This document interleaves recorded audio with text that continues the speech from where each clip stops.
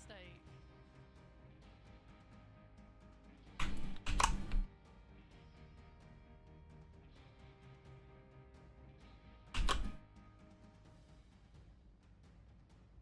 Alright, welcome everyone. My name is Brent Lee and welcome to Wicked Minis. I was just letting everybody know this is what I've been working on through Twitch. On my Twitch stream, that'll be !Twitch. And we do that on Monday, Wednesdays, and Fridays. Yeah, I forgot. I muted myself. Muted myself. Hear that keyboard clacking? Yes. This is what I've been working on Twitch. Monday, Wednesdays, and Fridays. You guys are more than welcome to go over on my Twitch. It should be !Twitch. That command should hopefully work. All the rest of my commands for the commands in my stream on the chat should work also, hopefully.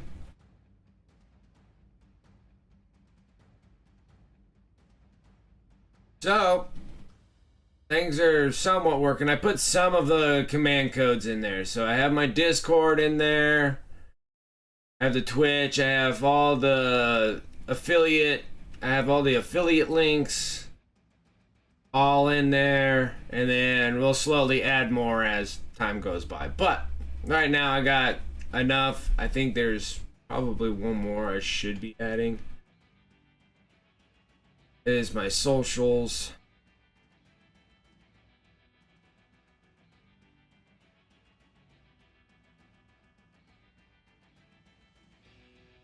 I'll have to add that on a different.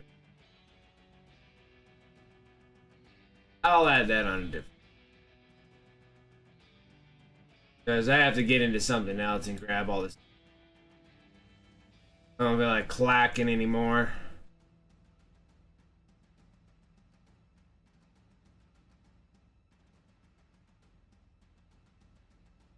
Okay. What's up, Talon? How you been? Hopefully you're feeling better.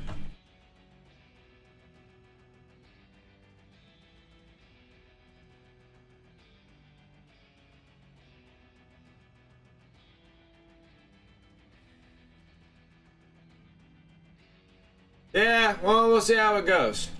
First of all, I'm not even a freaking partner with Twitch right at the moment, so I can I think it's dual streaming. Like, what I can't do is what they're telling me is that I can't link my Twitch chat and my YouTube chat into one chat, if that makes any sense. Like, I can't link them all in there. They're supposed to be separate. I know people do it, because even Darth Rosie showed me some snippets of people actually integrating all their chat into one chat. But technically, you're not supposed to do that. That makes sense. And I think that's because they want to know the analytics of YouTube and Twitch and stuff of how much chat you're getting through their own platforms is the reason why they don't want that in there, because it doesn't give you that. It's been really run down, yeah, because I was like, I don't know if you were on or not on Friday and stuff, so I was hoping everything was okay with you. I know you were not feeling well.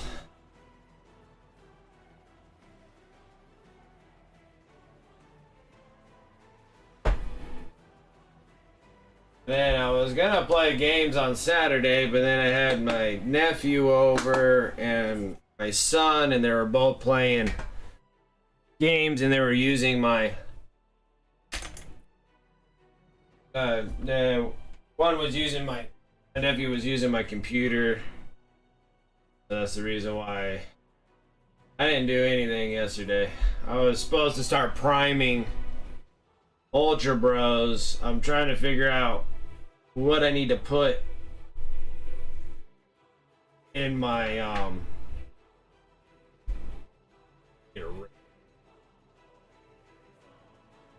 I need to figure out what to put into my Space Bro army.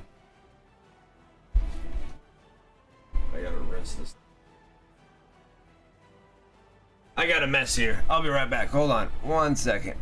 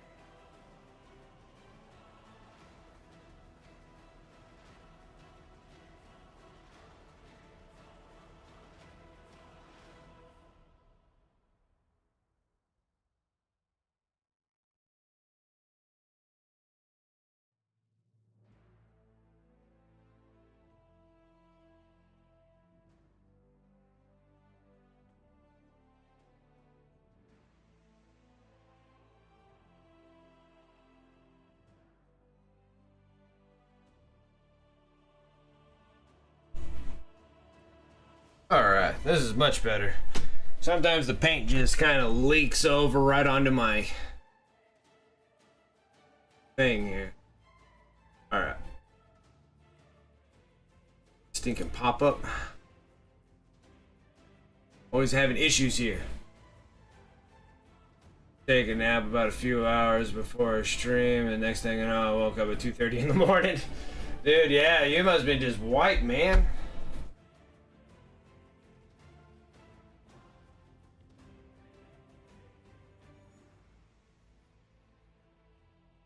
That's kind of unusual for you. Just kind of saying, out of the times that I've known you through stream and stuff like that, normally you never sleep like that.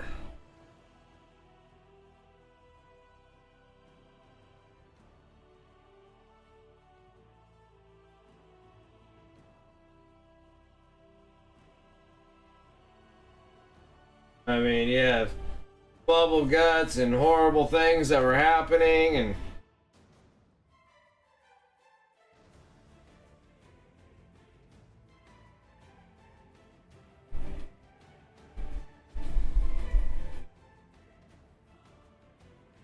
very well. Water, I guess.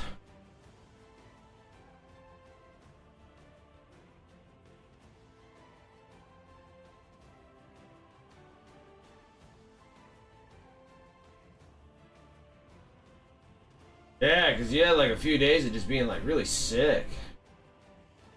Sick to your stomach stuff. I hate that. That's it. So much.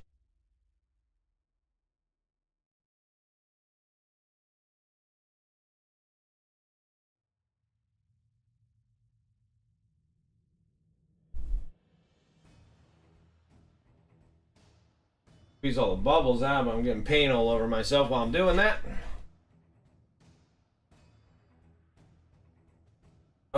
Anyways, alright, we got that there. Let's start making some progress on this Norn Emissary.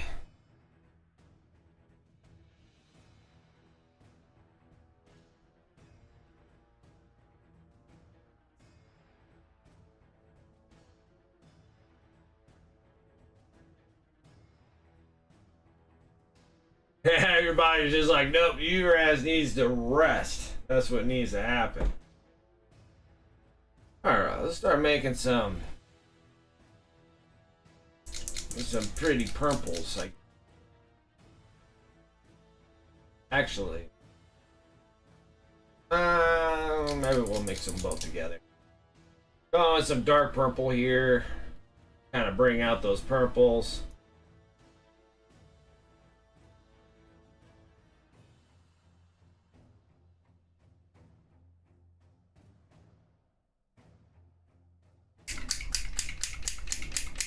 Yeah, so hopefully you're feeling better. Hopefully you're getting over the majority of it.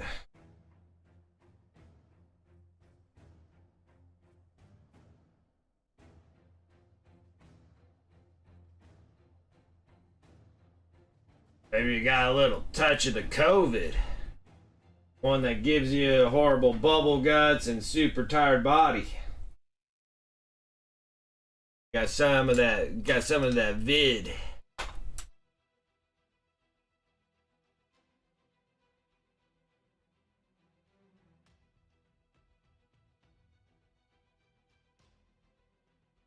Things have been changed over the years of how that thing's been around, so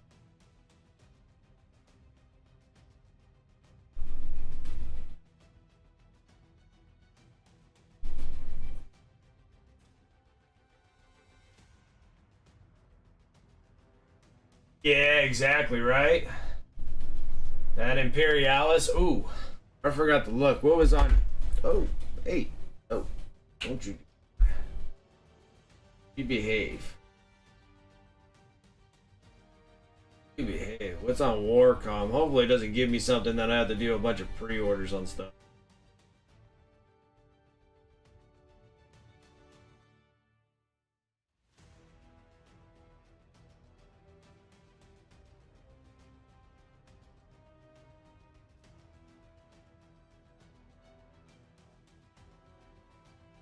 Oh, they did. They're dropping both. Get out of here. You guys suck.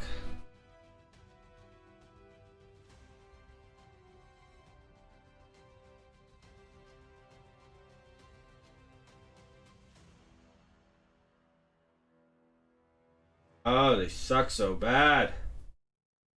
Why would they drop both of them at the same time? I wasn't expecting that.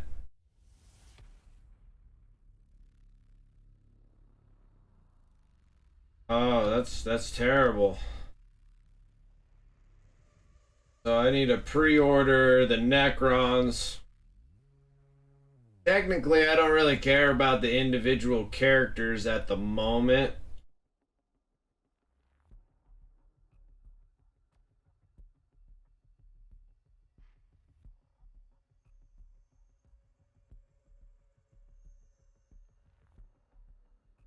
I mean, eventually I'd like to have them, but I don't think it's something that I'm going to need right off the jump. I don't think.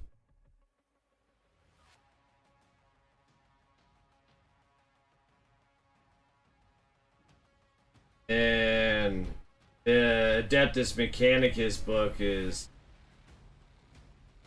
And the dude on the stilts. But I gotta say that the Combat Patrol box for the Adeptus Mechanicus looks much better than the Necron's Combat Patrol box. It doesn't look like there's that much in Necron's Combat Patrol box. Granted that you get Scorpec Destroyers, 10 Necron Warriors. It looks like you get a... What is it? The Overlord. The Tachyon Arrow. And then you get the Doomsday... Whatever. The Doom Cannon dude on there. But it seems like the AdMechs look a little bit better. You get 5 of the Flying Dudes, which those are always great. And 3 of the Horsemen. That looks really good. And you get... whatever his the chubby AdMech, and those ones look better. Those are kind of what I need. Like if I can get like, I just need the Flyers and the Horse dudes. Really, I don't really need any of the other guys. But doesn't mean that I can't paint up the other. Kind of sell those individually. Be nice to have like 2 of those AdMech Combat Patrol boxes. Those seem... That would be a nice little round for AdMechs, but I'm so far behind doing armies right now, it's unbelievable.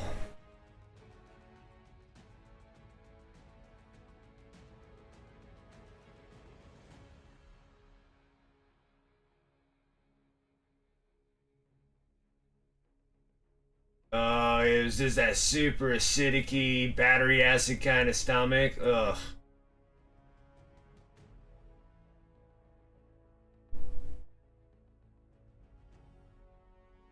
The crawler out of the box, though, that's true.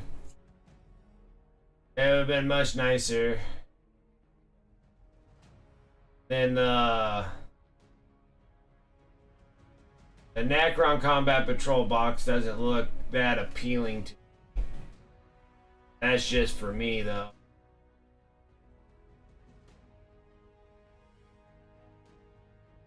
Open that. Great.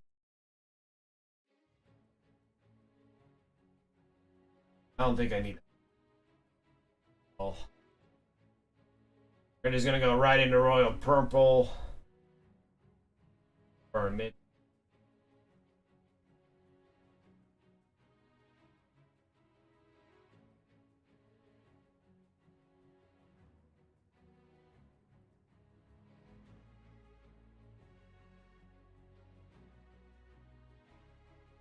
Because I still need to build a relatively decent list for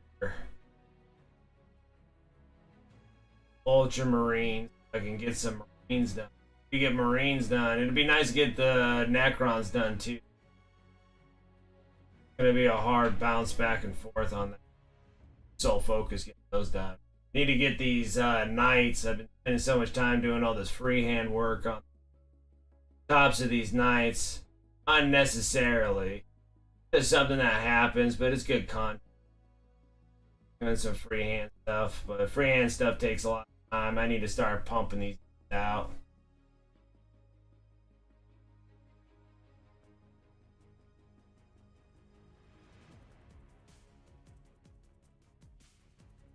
I think like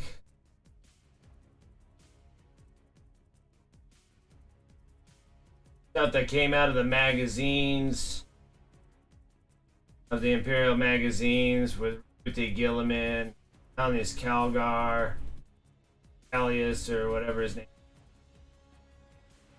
Get those guys in a box there. Get kind of the flying guys with the big snipers on them. Probably some of those snipers that came out of that box. And then pretty much everything out of the Leviathan box.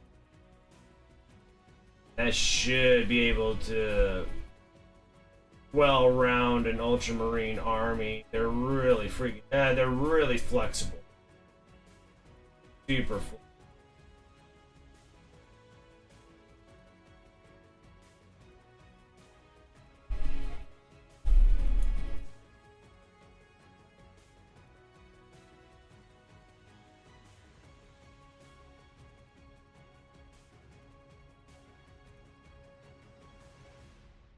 Previous version of the AdMag Combat Patrol box. Yeah, it was.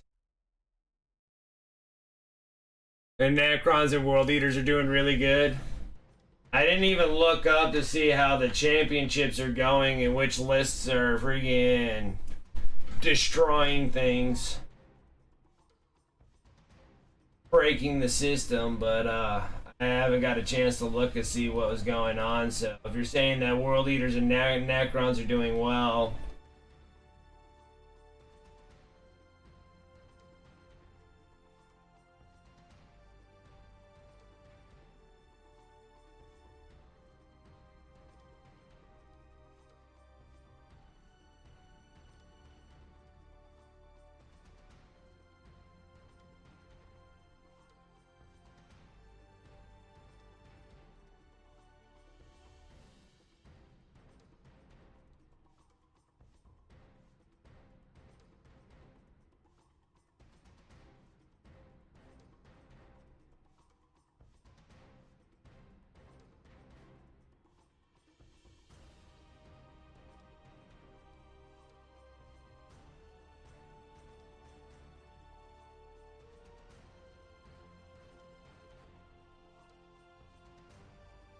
seems like how things are running and stuff that I guess they're not going to release stuff for World Eaters until the Codex comes out for them.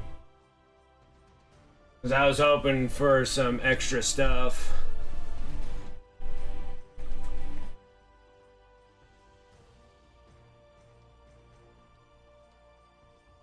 Haven't been published yet, just here and there.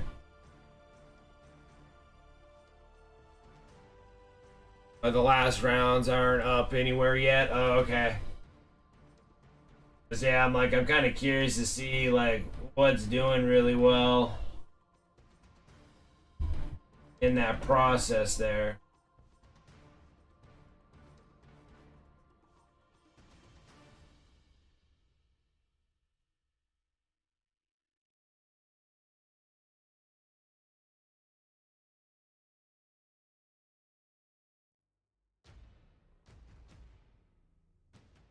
Then we watched the reveals on Friday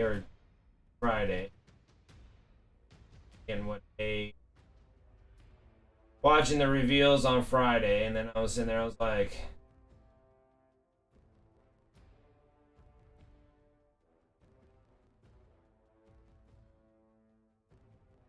they weren't terrible.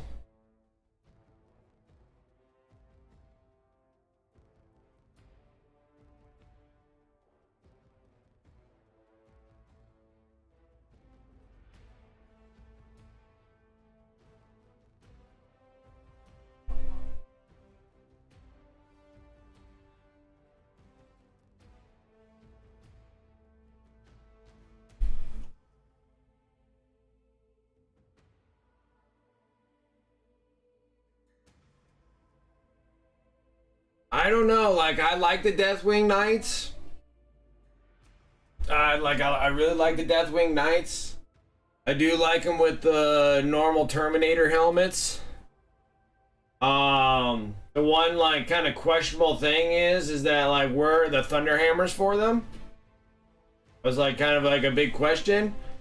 I know the guy said that there was a plethora of extra parts and stuff that you can have with the Deathwing Knights, Terminators. I did like how all the shields were. I like them with the swords. Like, I really like them with the swords, but with the Croceus or whatever they're called, they're kind of cool too. Or the maces or whatever you call them.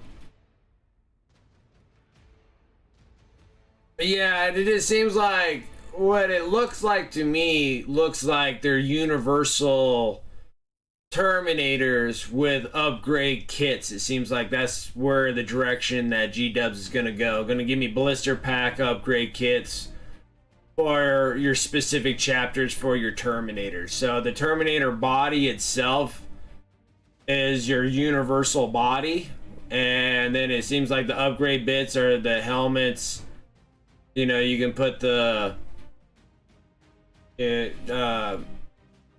whatever, the little tarps and cloths and stuff like that all over the place. But they did look like just upgrade bits. But I do like Asmodee. Asmodee looked stellar. I like, granted that his pose probably, like all of them, I feel like their poses needed to be a little bit more action bound on other poses, but I do like the concept of like the smoke coming out of the backpack and stuff. Like that thing right there, I was just like, that was the thing that caught my eyes more than anything else. I'm like, oh cool, I like that smoke coming out of that backpack. I did like Asmodee. I think Asmodee.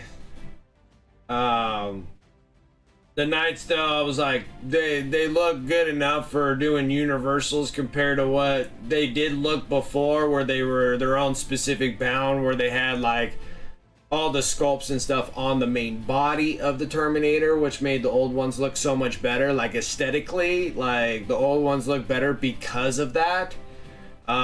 Just the new Deathwing Terminators just looked very universal because it looked like they were just meant for upgrade bits.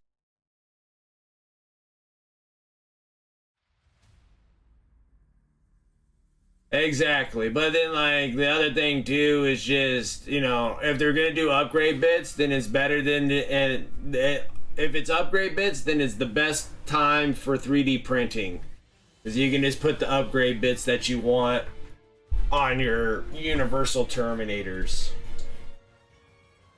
So that one company that made all the stuff for the Deathwing and what is it, Deathwing and Black Templars or something like that, that right there is the jam.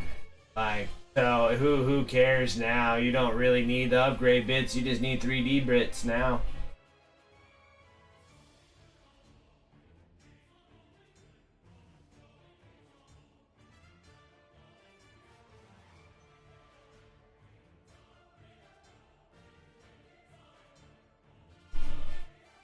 Yeah, Grey Tide, that's it. Yeah, it's just a waste of time on bringing upgrade bits. I never like upgrade bits. Well, the current upgrade bits that G-Dub has ever done, I've never liked any of them. They're not the same as what G-Dub used to do back in the day when we used to have plastic computer model blister packs. Like, those upgrade bits were stellar. Like, I remember the upgrade pewter bits that you used to do for like Thousand Suns, which was making like Chaos Terminators into Thousand Suns Terminators, and those things were literally a change to the body and everything. If I remember right, upgrade bit sprue, not even sprues, they were all pewter upgrade bits for regular Chaos Space Marines. I don't think it was much for Terminators because I don't remember anything. But I remember the Space Marines, like the Chaos Space Marines. Then if you wanted to do Thousand Suns, it was like completely like the backpack is different. The back of the Marine is the same. The front of the Marine was pewter. And then you had the pauldrons that were pewter and the heads that were pewter, and those were the upgrade bits for Thousand Suns. That's how they used to come in the blister packs back in the day. And now the upgrade bits, like we saw, like the upgrade bits for, you know, Blood Angels and stuff like that, where it's like 50,000 different pauldrons and one chainsword. And I'm just like, that's not what we need for upgrade bits. You know, in some helmets I think it had in there, but it wasn't really enough to do want to do on your specific chapter. That makes, I think that's where I'm kind of getting there. You know, even when GW Terminators, I know there's like awesome ones like Atlan Forge, 3D printed Terminators look so much better. I know, it's kind of a thing that, you know, even in the lore, they're starting to implement that universal look to all the chapters. You know, you can thank Rabute Gilliman, that's why freaking Lionel Johnson is all super bitter-pilled about Rabute Gilliman. Like Rabute Gilliman is making universal, you know, chapter aesthetics on all the Space Marines. They're all the same, just colorations are. I mean, even look at 10th edition, you know, everything's so universal, nothing specific about what chapter gives certain buffs or anything of that sorts. It's just they're gonna suck from here on out because they're making everything universal, man. Everything's a universal soldier. Nothing specific, even in the codexes, they're not specific. You know, they're all universal. Doesn't matter what kind of army you have. They're gonna be universal. And then even also they're talking about like the separation of the codexes, you know, like the Blood Angels, the Space Wolves and stuff. They're more supplements more than actual codexes specifically designed for them.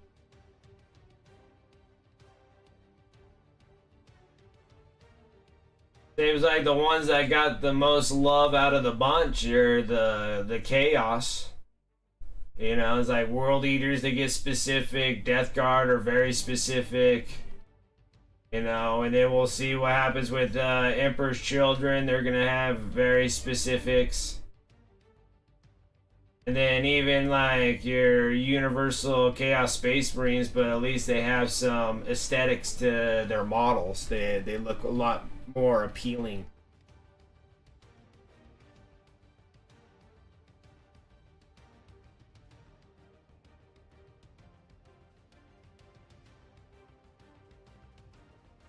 Or Terminators, armors, basically like armor at this point. They still look like the old kits. They should. And they should have more specific things, but it just doesn't seem like that's what GW's direction's going. Just even out of the codexes, they're not even doing chapters specific for buffs. Exactly universal. So doesn't matter what army you have, it's going to be very universal. The Space Marine chapters, those are just going to be character specifics. Everything else is going to be very universal, and they're just going to be really technically just supplement, not actual. For Blood Angels, Space Wolves, Black Templars.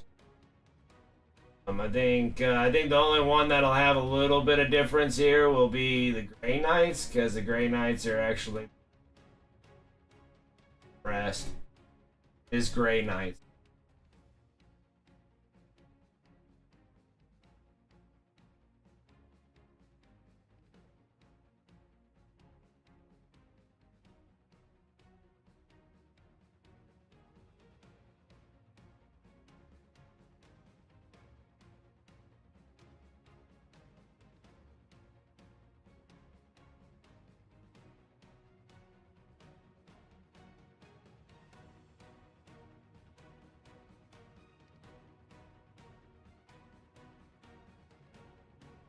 talk up all the Primaris variants up to the fact that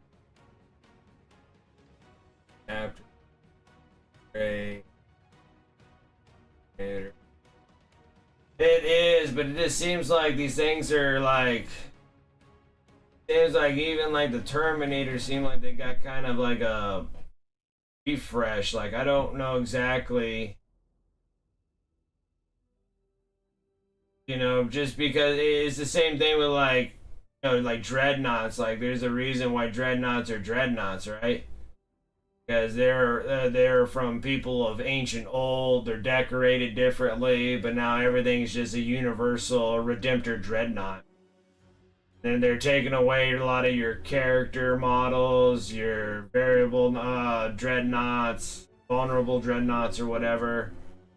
Seems like all your dreadnoughts are just going into universal dreadnoughts because it's the same thing with like dreadnoughts. Dreadnoughts normally had their own specific characterizations on those. They're different than the rest.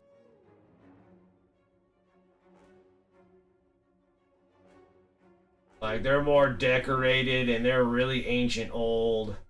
But now it's just like, oh, we got these new dreadnoughts. And I like that the dreadnoughts are bigger in size, but they're very universal.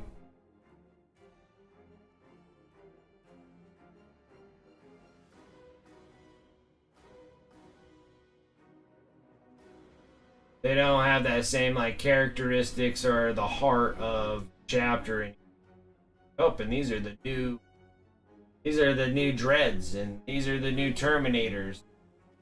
And it seems like they're more of a new Terminator than, you know, stuff of old. Or they're like, these are how we're making the new Terminators.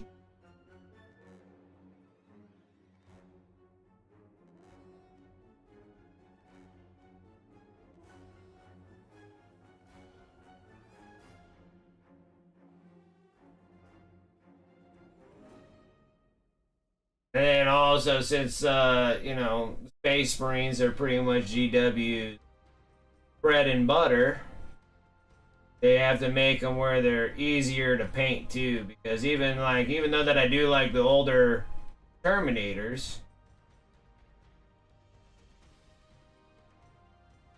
and then maybe they're also trying to push people in the direction of kit bashing or whatever. Thing that I don't particularly like to do, but a lot of people like doing, is kit bashing, and maybe you get this nice universal Terminator to kit bash. They can sit there and be like, I want to take the old stuff and put it on the new stuff.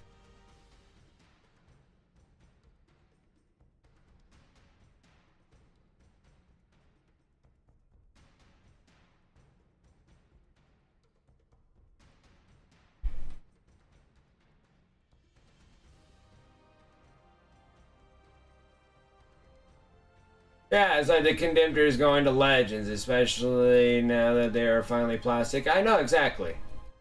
So they bring the Condemner Dreadnoughts into plastic and then they Legends them. That's typical of G-dubs and their gotcha moments. A lot of gotcha moments. G-dub world.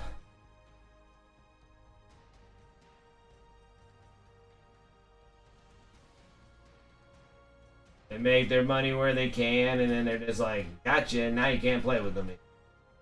Like you can, but you just can't play like how you want to play.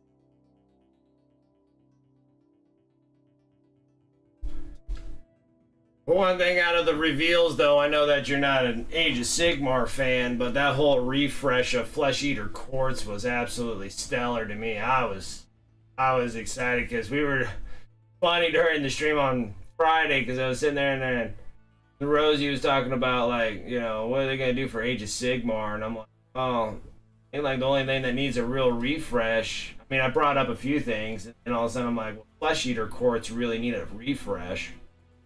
Those are really old models, and they haven't done anything with the Flesh Eater Quartz. And they freaking announced Flesh Eater Quartz, and I love those things, man. Oh, I love that refresh on the Flesh Eater Quartz. They look stellar. Granted, the king could look a little bit more friggin' bigger, you know, like standing upright, but it was the same kind of problem I have with Angron. I'm glad that Angron is Angron, that we have one. I wish that he was a standing, angry person than a slouched over, hunched over kind of being. I kind of want him like more engrossed, larger in that aspect, not so hot, but I still liked him. I like that whole refresh. That whole refresh on the Flesh Eater Quartz looked stellar. Like, it looked so good.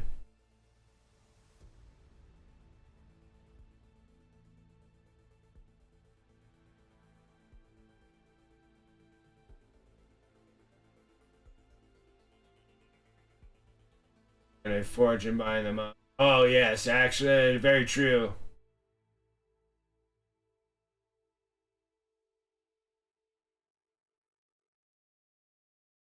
I didn't want to pay Forge World prices for Forge World, spin a fortune buying them up. Oh, yeah.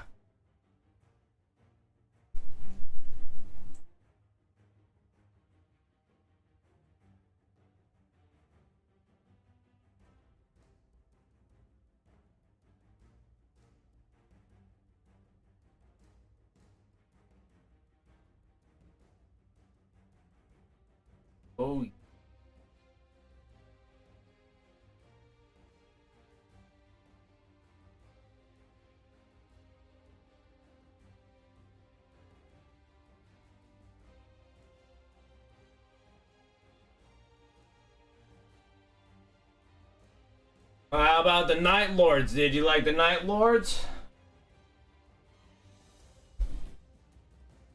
I mean, granted, it's just for Kill Team.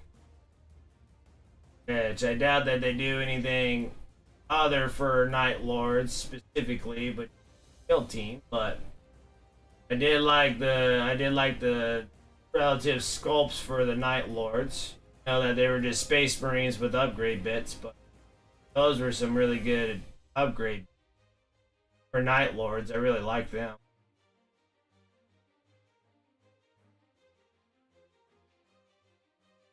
Like, I thought they were gonna announce like a 2-player box set.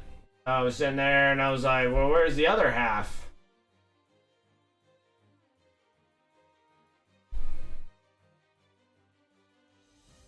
Yeah, just upgrade bits for the Legionnaires. Yep, everything's just upgrade bits now.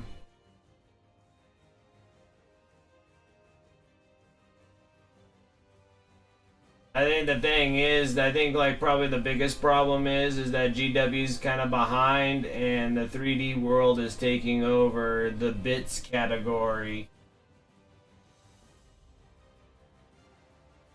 It's so much cheaper just to 3D print upgrade bits if that's the direction we're actually buying GW bits. And most of the time, GW upgrade bits are not the best. Actually, they're 100%. They just don't normally give you enough of it. But I am questionable about those Deathwing Knight, Terminator Knights. Just don't know if they're gonna actually have Thunderhammers in there, so I don't know exactly what's going on with Thunderhammers. Why the hell can you not get Thunderhammers for that?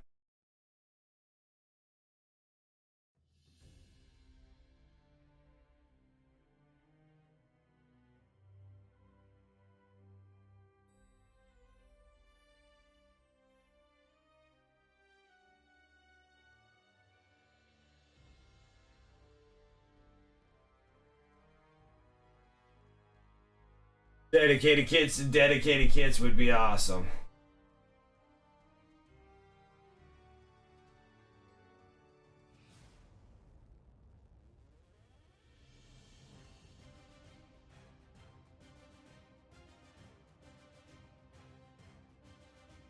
Kind of makes me wonder, like, what is their thought process really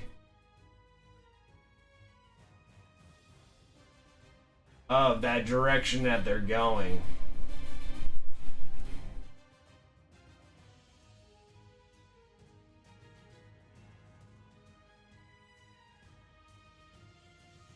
So, like, the worst part is every time that they do announcements and stuff, it's just through, like, Twitch or the Warhammer community.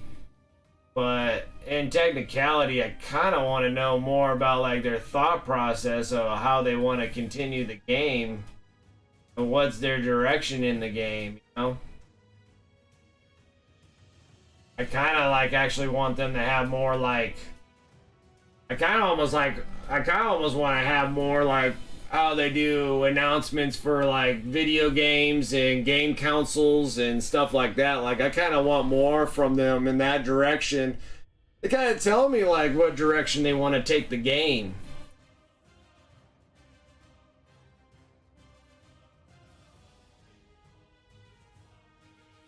Normal Deathwing Terminators have hammers. So I guess what they're trying to do is that they're going to give you death.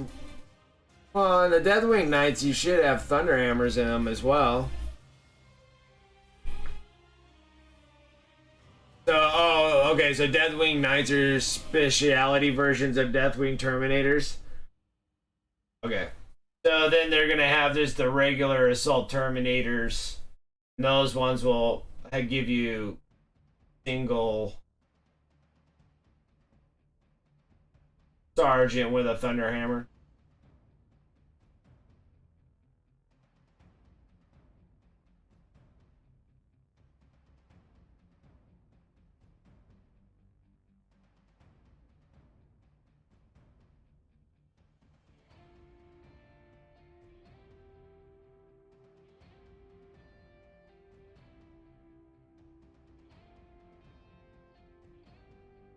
Like, I kind of wish that, like, GW did, like board meetings or something.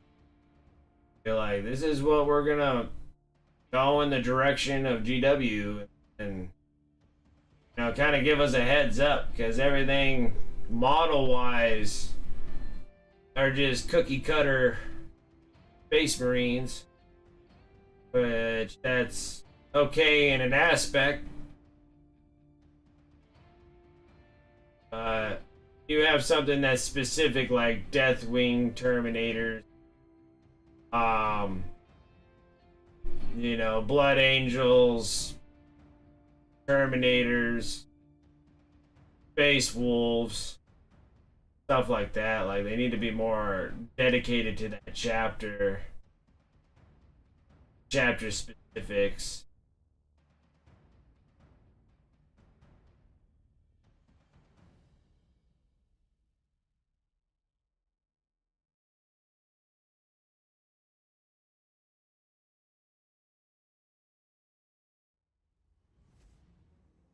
Literally make every version box. Yeah, that's true too. I mean, when they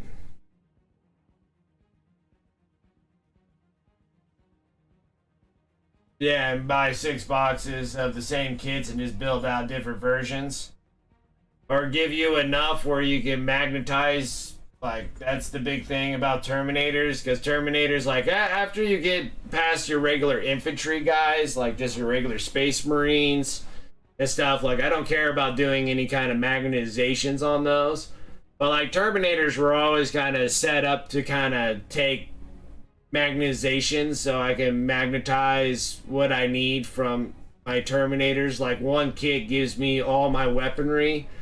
But they kind of pulled that kind of thing in, like, 8th edition and 9th edition, where my special elite units don't have all the weapons that are categorized in their codexes to follow.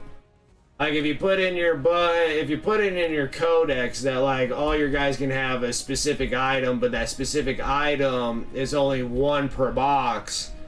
That's where it started kind of giving me like the irritations of GW is back like right where 8th edition was.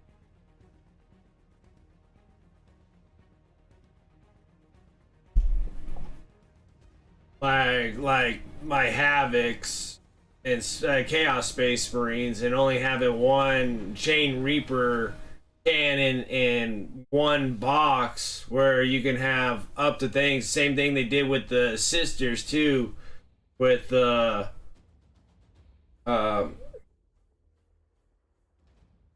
what are those heavy units? I can't remember, but you can have like the heavy flamers, but there's not enough heavy flamers to fill out the whole unit. You know, it's just like why would you do that? This type of sword would only give you 2 in one box. Yeah, exactly. And it's just like, and that's been so obnoxious over the years that I'm just like, stop doing that. And I have a feeling that the kits are going to be the same way, those upgrade kits. Because the upgrade kits were practically the same too. You would have to buy like 10 of those upgrade kits just to kind of fill out five units.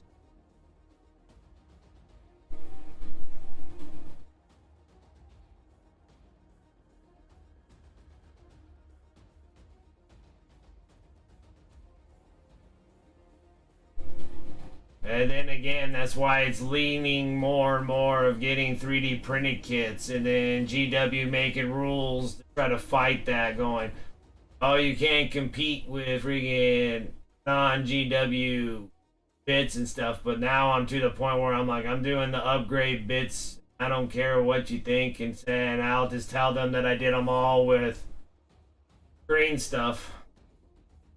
And I am that good at sculpting with green stuff, I can make them look.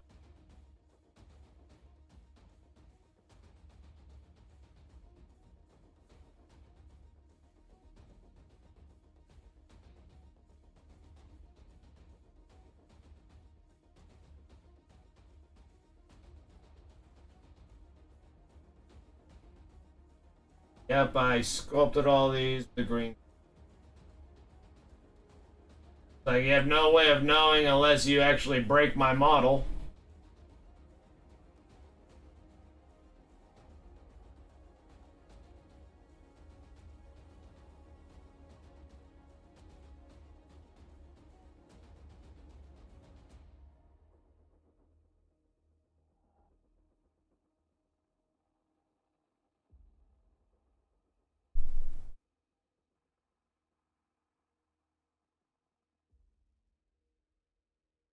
Just like my Redemptors with Liber Demonica upgrade bits. I like those upgrade bits. Tell me that I can't competitively play with those upgrade bits is a little stretched. But you can competitively. I guess you can do them in the RTTs because the RTTs are not. But it's just like the grand tournaments, I guess, if you're really into competitively playing, which I'm not that big in competitively playing. But then also in my RTT, I was able to do all my modifications with upgrade bits, and that was not a big deal. Actually, I got more compliments than anything else going to RTT competitions. Like, oh wow, those things look really neat. I like how you did all those upgrade bits. They look really nice. Nothing has anything to do with anything else than that.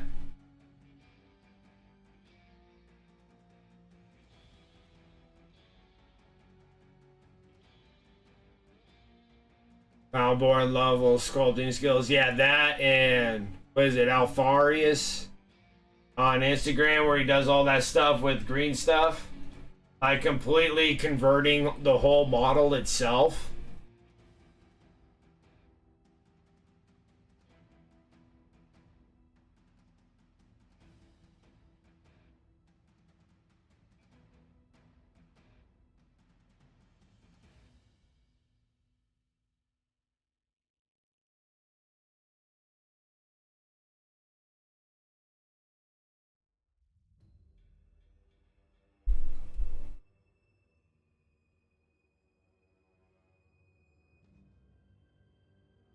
Yeah, to an extent.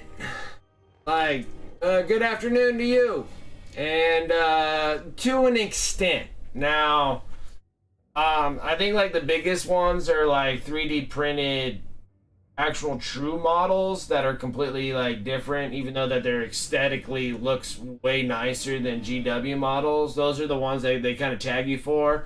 You could play with them in grand tournaments.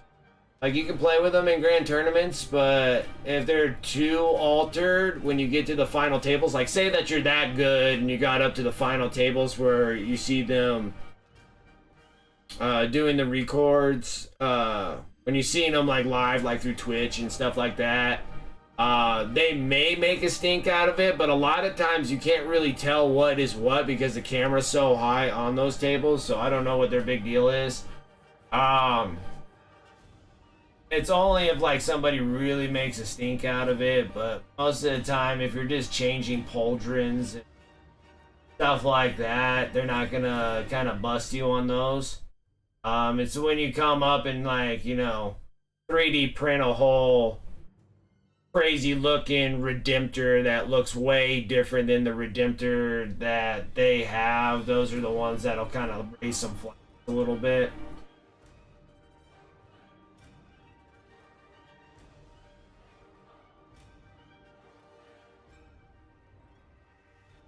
But I think it's a lot more lenient than what the rules are saying, because even if you really start focusing on like the grand tournaments and stuff and you look at some of those models, all those models are not technically freaking GW because they've been altered so much, and I know that they're not kit bashing them. A lot of times I know a lot of these big game players that do tournaments and stuff like that, they actually buy already done painted models from people, so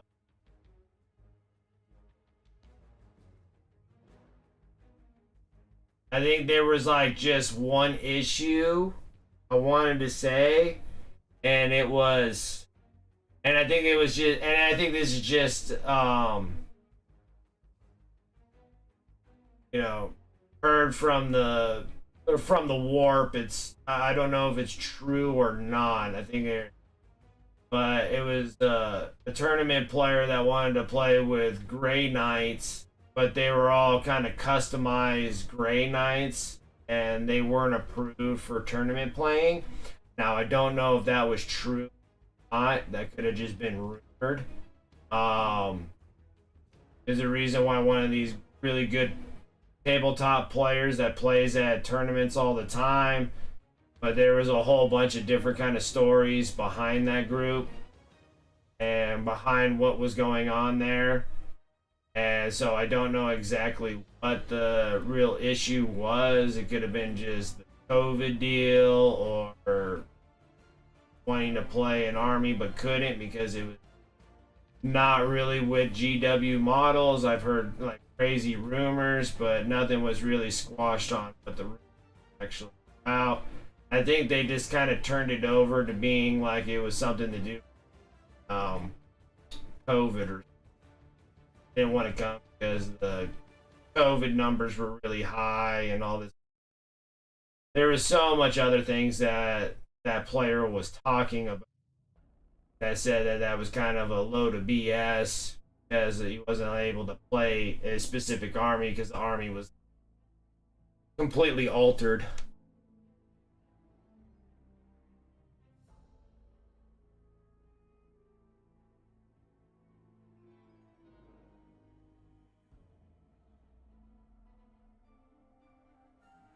Because that's just a psychopath. He basically resculpts the whole model. He does. He just takes a regular generic Space Marine and practically covers the whole Space Marine in green stuff and completely changes the whole model, which is actually spectacular. It's like taking a whole Space Marine, grinding off all the trim pieces, everything that's on that, and then relaying over green stuff in thin layers, and then fully sculpting out that model. Alfarius is crazy on Instagram when you see what he's done to his models. They're absolutely stellar.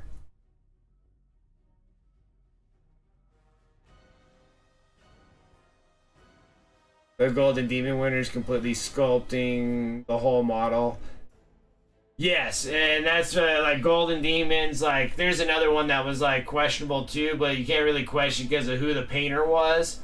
But I know dang well that the death of Sanguinius and Horus and the Emperor and the whole background unit and stuff that won. I think it won first place in the diorama category this year in 2023. It was like first or second, I can't remember. And I know all of that was 3D printed. Like, I know those were all 3D printed models. Those were not true GW models. But just because of who that person was, like, and that's another thing that kind of gives me like questions on Golden Demons and stuff like that. Is like, if you just don't have enough social media influence, then you don't score as well. And who these kind of people that have been in the hobby for a long time and been competing for a long time can get away with things like that where they're supposed to be full GW models. And I know he did not sculpt them. I know those were 3D printed for sure. You can, I know it firsthand. There's no way that was sculpted free-handedly on those. Now there are some people like you saw in like Warhammer Fest and stuff, and those were sculpted models, and they showed them through Instagram and everything else of beginning to end, because that's what you have to do to prove that you've done it, to show proof that you sculpted them. And a lot of times they question things like that, like at the tournaments and stuff like that. They question a model, but if you show them proof that you sculpted them, and like they're like, yeah, this is what it is. Here's all the clay, the wiring. This is the first process, second process, yada yada. So long as you show the proof that you sculpted it, then you can show them in there. But I know for a fact that diorama base was a 3D print diorama. It's the floor judge. Yeah, the floor judge makes the call, and a lot of times the floor judge is so busy, they don't really got time to sit there and investigate. The only time that it does turn into that problem is if you're competing with somebody else and they throw a stink about it. So, and most times a lot of people are just like, those are cool looking. They don't normally go, unless they're like, that competitiveness where they lost the game and then they're just like, well, his stuff is not even real GW stuff. That's pretty much where that comes from. Or sportsmanship. Lost a game and you're just like, well, those are not even real GW. And that will probably be like the reason why it even gets investigated in the first place, is because the person either lost and threw a stink about it because they lost, and then they're just like, well, those are not G. Otherwise, I don't think anybody would even care one bit. I've seen Next Level Painting. He plays with full out not GW stuff, full out non GW bits. He does a lot of Pop Goes the Monkey resin for his Terminators and all that kind of stuff. Smash Captains with Pop Goes the Monkey. He goes to grand tournaments and does those. And he does pretty well with it as well. So I think it's only when people start throwing a stink about things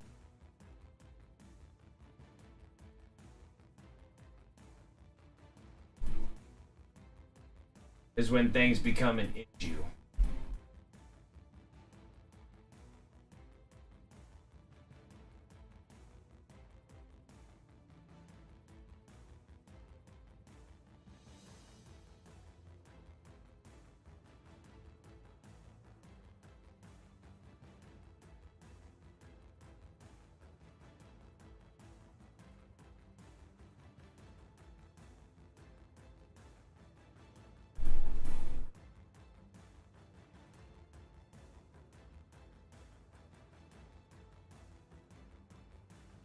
How do you even compete with models that's been completely sculpted? It's like painting comp, not a sculpted comp. Because it doesn't necessarily mean I see a lot of people that do full custom sculpts and they don't place as well. I've seen those. And it's just how your execution kind of goes. How you're executing the paint job. Because let alone the sculpt is done really well, but the paint job is done extremely well. And it is a painting competition, so even though that you can sculpt really well, it's how you execute those paints. So, and I've seen a lot of sculpted models at the Golden Demon. There was a handful of sculpted models at the Golden Demon this year, and they didn't place at all. But it's just they're sculpted really nice. Just the paint job wasn't really executed. So, and it's the same thing with me when I turned mine in. Mine were just, they weren't executed properly. Needed to spend additional time doing certain things that look like that's what they are. And it is how well you can make those. And you blend those things where it doesn't even look like you even painted with a paintbrush. Even if you did do it with an airbrush. And sometimes it just depends on what the technique that you executed. You know, there's some that are like super smooth and blended, and there's some that are kind of relatively textured. A perfect example is like on Instagram. He's from Spain. That's Jose Da Vinci. If you haven't followed him, you see how he does a lot of like textured like lines and stuff like this, and he like hits things and does this. Goes back and smooths it out slightly with an airbrush, and then goes back in and kind of plugs little texture lines in there. Just how well you're executing that technique scores you really well, and he did really well at Warhammer. A lot of those guys that are from Spain were really kicking butt over there at Warhammer.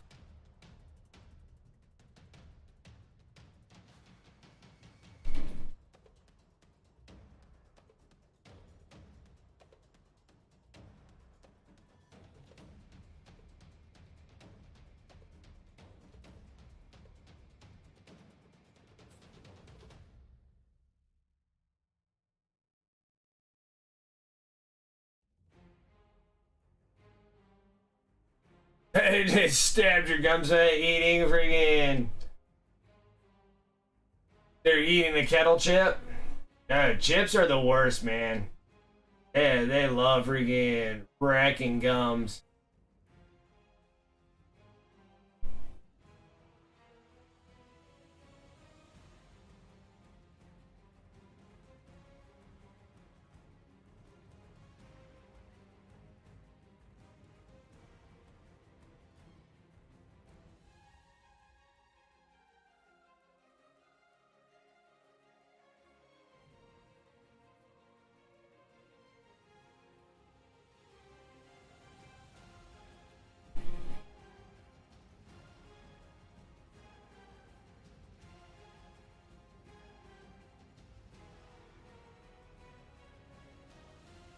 Mighty fine.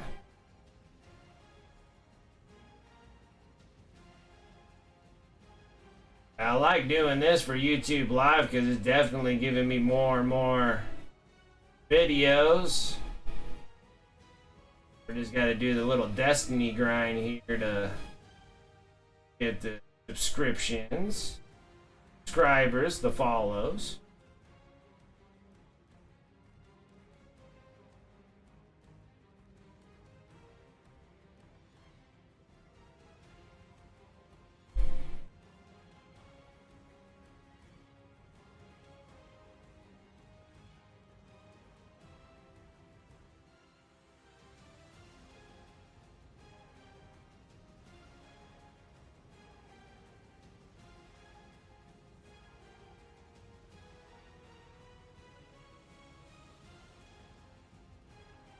Oh, that's awesome. You're going to be playing a game of 40K this week? That's awesome.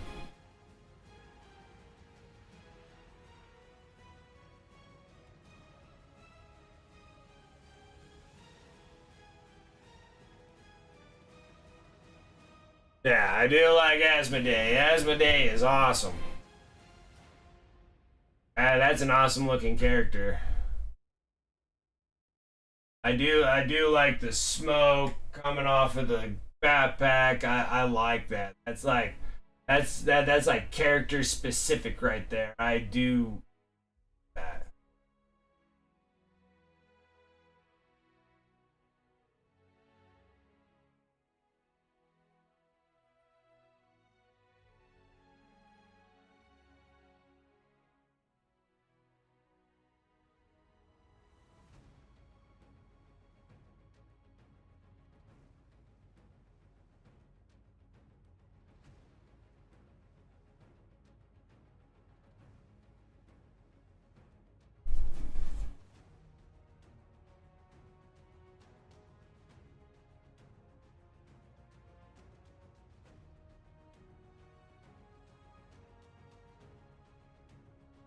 And he has like all the decorations and stuff like that for the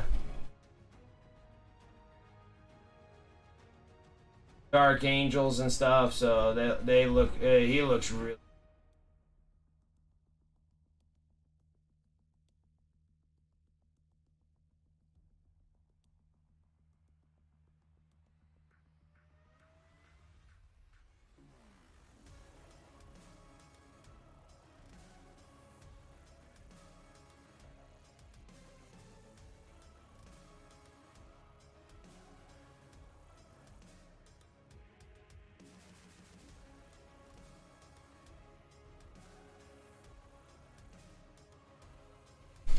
So they're like a frankincense. They have the incense that are coming out of that.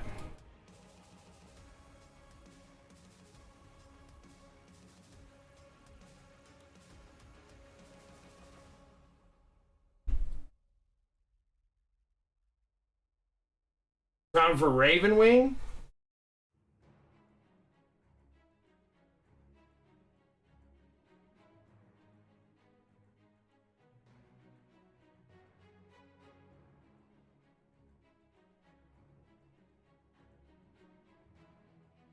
Like, what else could they give for Ravenwing?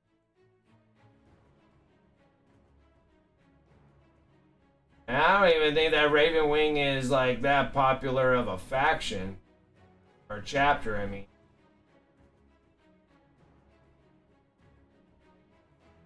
or they're gonna try to make Ravenwing popular.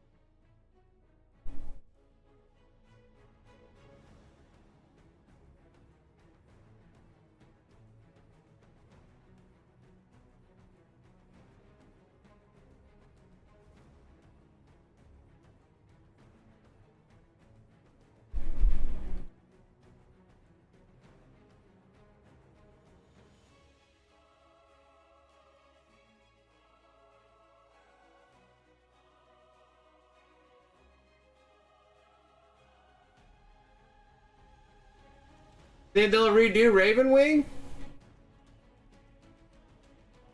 Give Ravenwing a refresh? I don't think they have really much, for Ravenwing except for that character, that Shrike.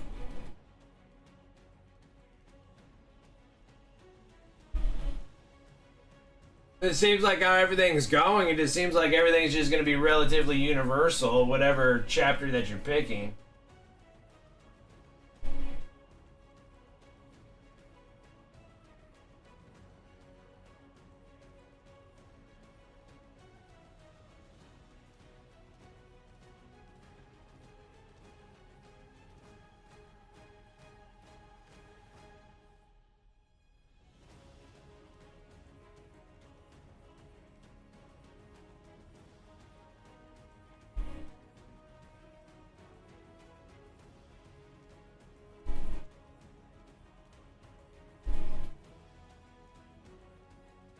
Oh, my God, my bad. For Ravenwing, like new bikes? Sorry. Everything's all the same to me. I apologize.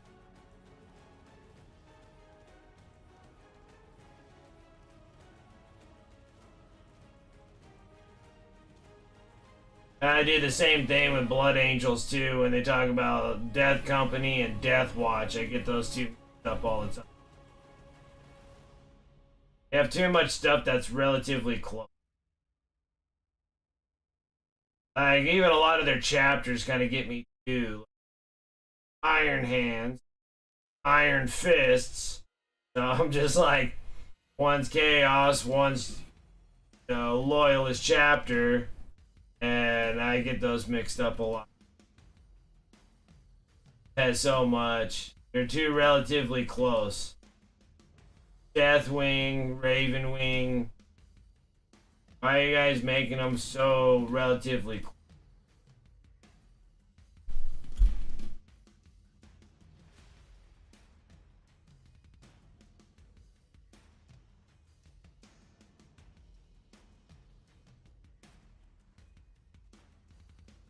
Raven Guard, Raven Wing. I mean, come on.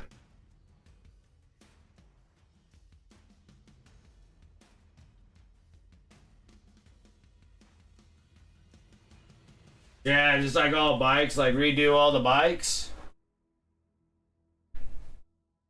Because I think that those bikes are relatively old. I guess they could redo the bikes.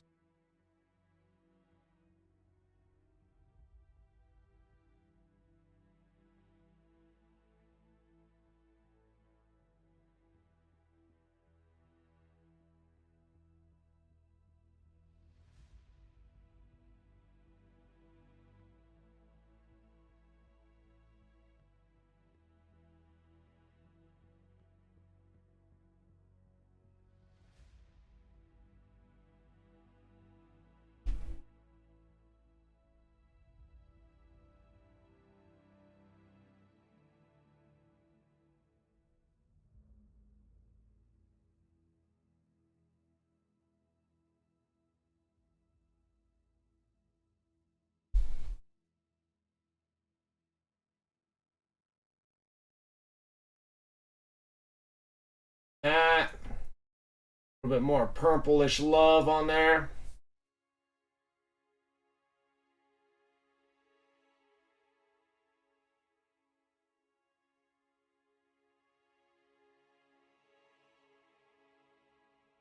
And this is kind of like our mid-tone coverage. I go highlights.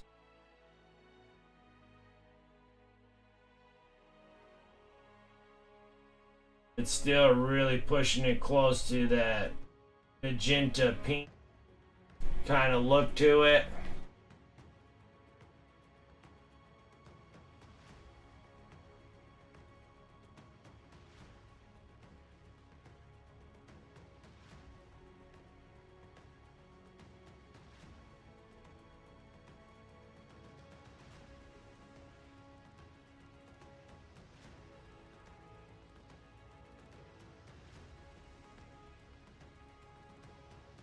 Hey, what's up? How's it going?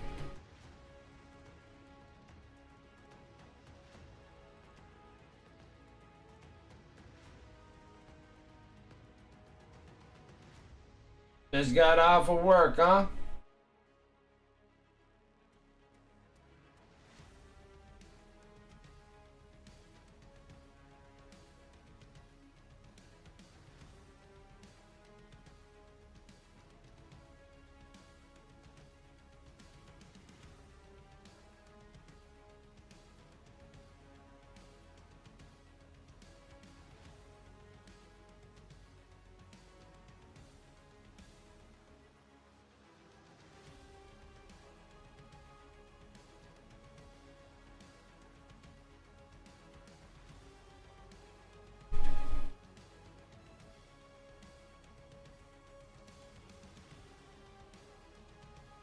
Sculpted on blood drops, chalices, tassels, etc. Basically, use the models. Short-lived blood angels, tactical squad box. Yeah, they should have kept around until at least 7th edition. Yes. You made a 6x4 table yesterday? That's awesome.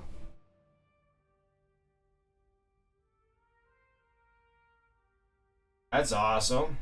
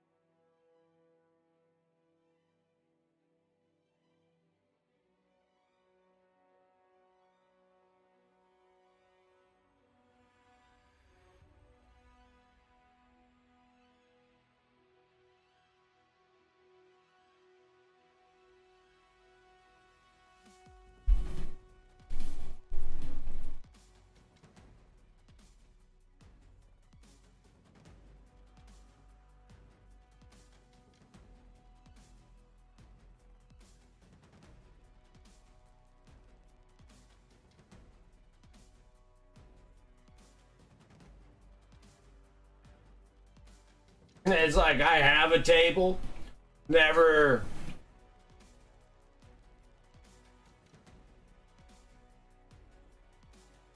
never have a every time that I finish armies they normally sell out. I sell my army before I'm even actually able to get two of them done. Kind of force my family members to freaking play a game.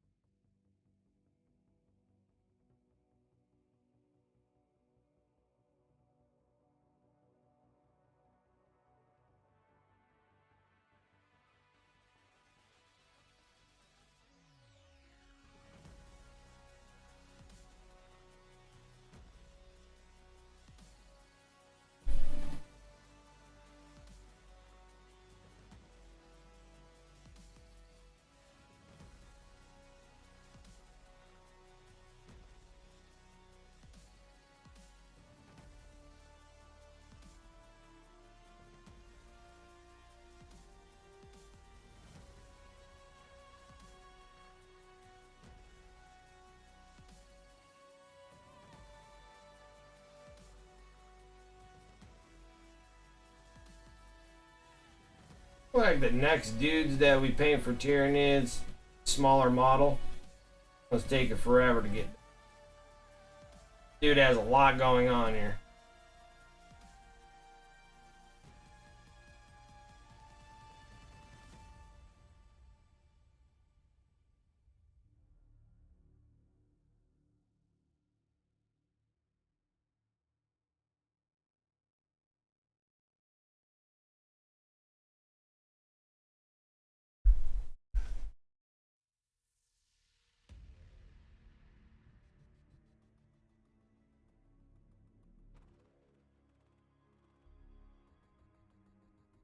I'm almost done with just the midtones of purples. We still got to go through and highlight, which should be a little easier.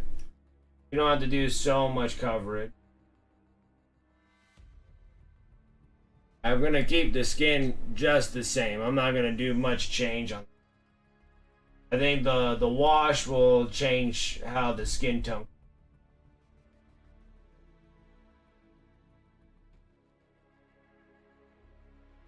Probably should have done like the winged primed,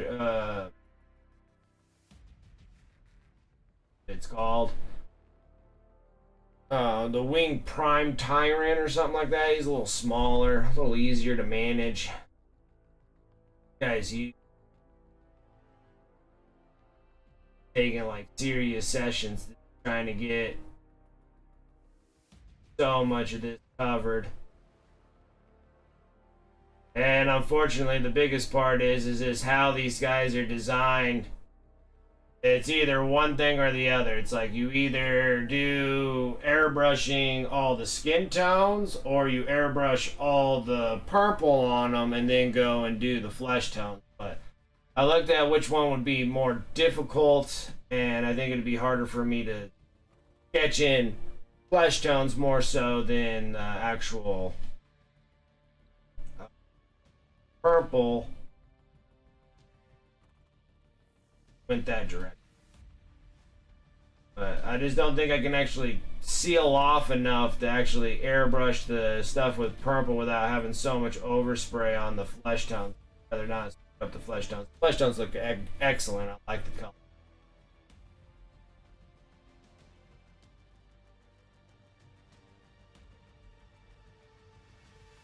It is really big, and we're getting closer though. I really starting to dig the purples. The purples are starting to come out looking really good.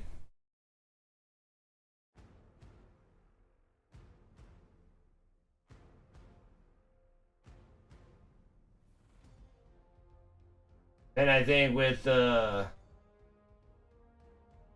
new Battle Force box with the other Leviathan box attached to it, when I paint that one, we might do that. This is Leviathan fleet, high fleet, and the other one I think we'll do like Behemoth because I do like red and I do like dark blue, red and dark blue mix. I don't particularly like the Kraken. Kind of the same thing with like doing Blood Angels,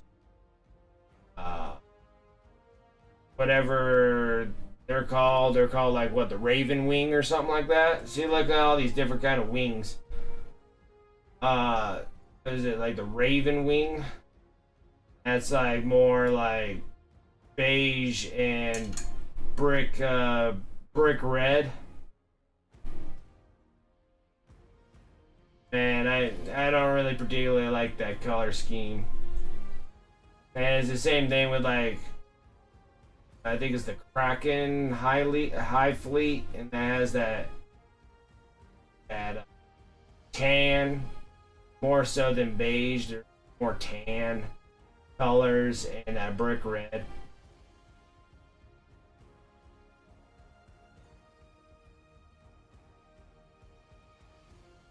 Yeah, it's smaller. It's a little smaller. This Norn Emissary is large, especially only doing like one stream, live stream on YouTube.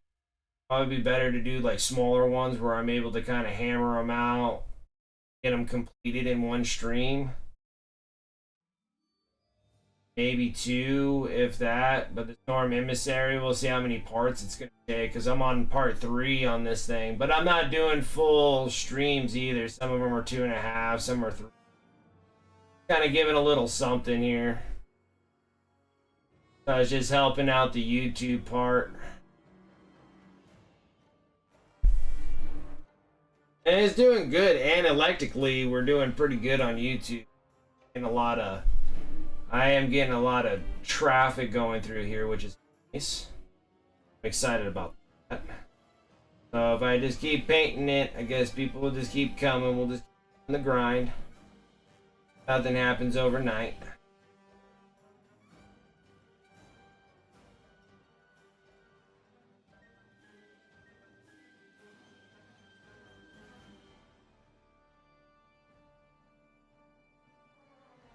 I think consistency always play a true factor of everything. Stay consistent, keep on painting, keep coming up with content, be good to go.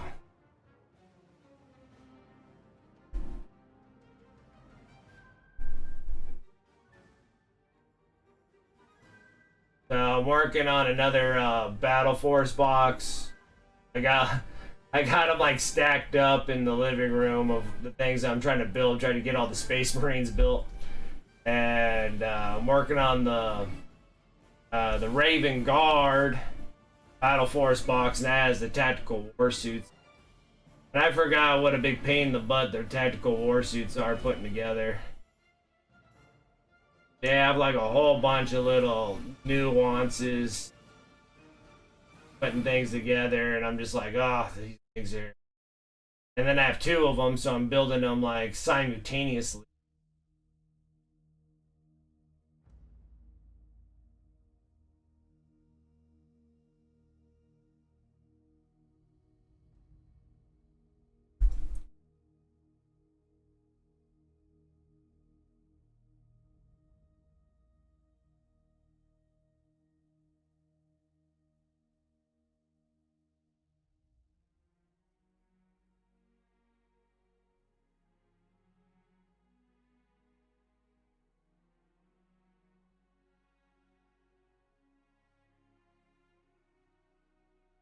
Yeah, that brick red carrier space, yeah. I feel Hydra is pretty cool looking with purplish joints, black carrier space. Oh yeah, for the Hydra ones, those would be pretty neat too. I just kind of like that red and blue one. Those things are pretty.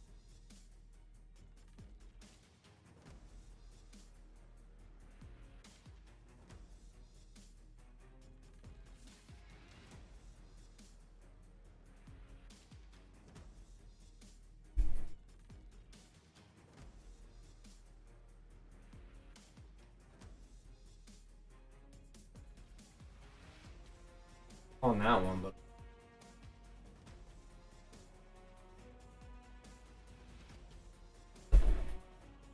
there's glossy.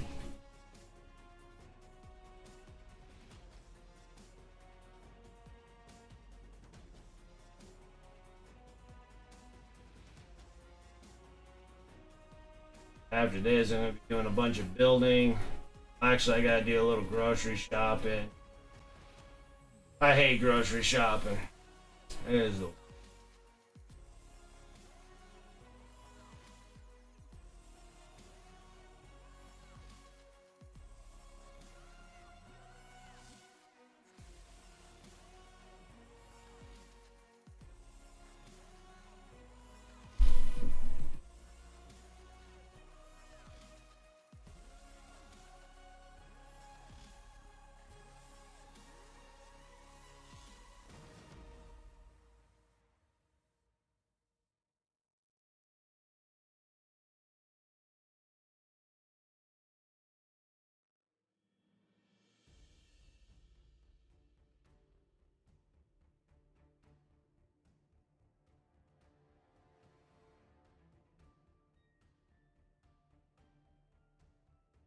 yeah, but my like favorite thing out of the reveals was the Flesh Eater Quartz.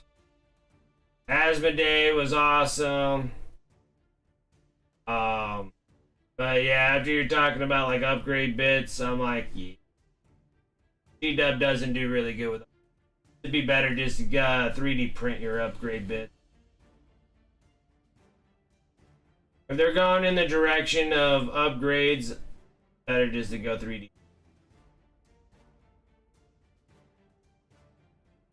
I like G-Dubs and everything, but sometimes decision makings, we just have to go what better fits our hobby dollar pockets, right? Don't feel like spending, $600 on an army. Let's just go by GW figures. So GW figures, I have to spend, $600 to $700 for a 2,000 point army. That's relatively in the ballpark. Be higher, it could be a little lower, Granted, ballpark, you know, you're looking at like $600-700 for a 2,000 point. Then you have to go in, and because you want a specific chapter or whatnot, then you got to go and buy another $100 to $200 worth of upgrade bits. So you're literally looking at $1,000 for 2,000 point army. Is I don't like that concept there. It's easier to, if you're into the 3D printing world and you already spent the money on the 3D, to buy a simple STL files, cost you a few bucks, and you can print as many of these.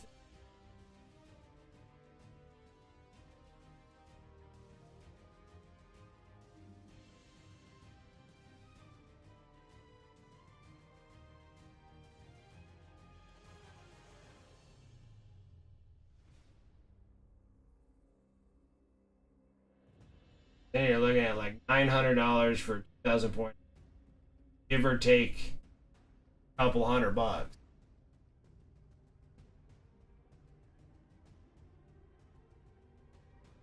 Because that seems like what Master, what's his name on YouTube, Master Volrak. That's what he keeps on suggesting, that everything's just going to be going into upgrade bits, and I'm just like, doing that, I'm just 3D printing them. Honestly, no point for me to buy upgrade sprues of any kind.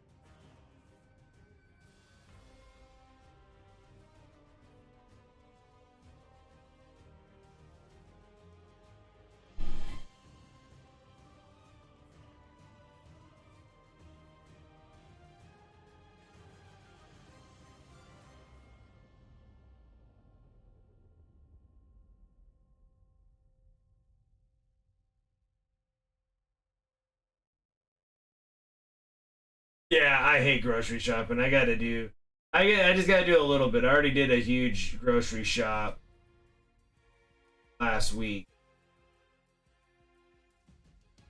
I already did a huge one. That this one here is just to pick up little nothings, which you still gotta wait in the same long ass line for the same thing. Just for a few items that I forgot to get on my big listed items, and on the first endeavor.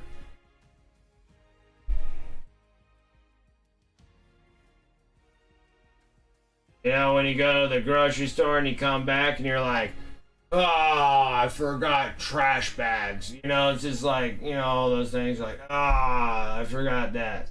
My thing is like, I forgot the only thing that I live off of are Mountain Dews. Then I realized that my alcohol beverages are getting low, and I'm like, I gotta go to two places.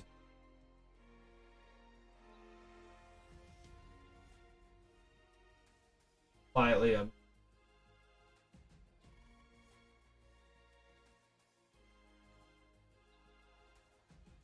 Feel like I need some other things. Go to grocery store, one things that I forget all the time: lunch bags, trash bags, toothpaste. I'm notorious for forgetting toothpaste. Even if I go and get the garbage bags, I'll probably still forget dang toothpaste. This is like those things that you don't really go shopping consistently for. You know, you only like do that like, you know, every month or so. And when you do grocery shopping, then it's not something that's on that like that constant list of stuff that you need. And then when you do need it, those are the things that are always forgotten.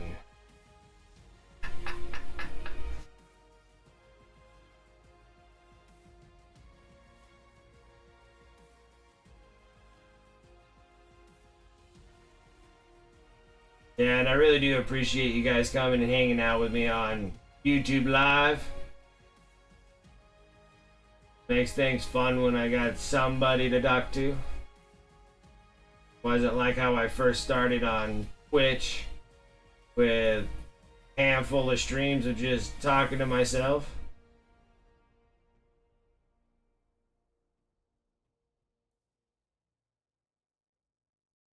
But then there was a lot of great people in that community that kind of kept me busy. Conversations, which I was.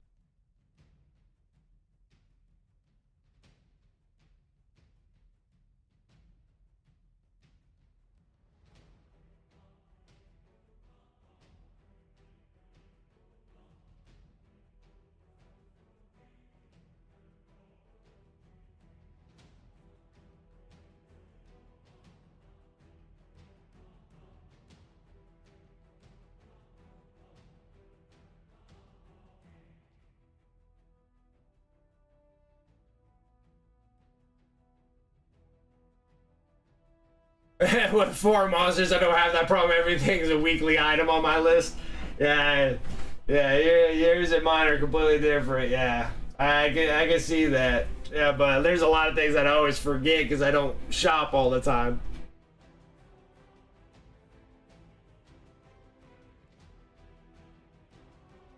Be brave to open up voice.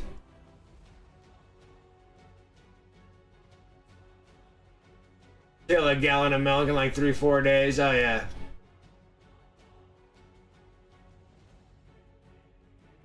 The Realm of Ruin. Is that actually out? I think I was playing the beta. I can't remember. It's on my Steam, but I don't want to open up my Steam because then all of a sudden it'll be like, we're doing a bunch of updates. And then all of a sudden it starts wearing on me with downloads. Like I opened it and I think I played like a half a second. I didn't really play very long. And I'm like, I cannot be consumed by a video game because then I'm just being all day on the dang thing. However, I do like Dark Tide. Dark Tide is a lot.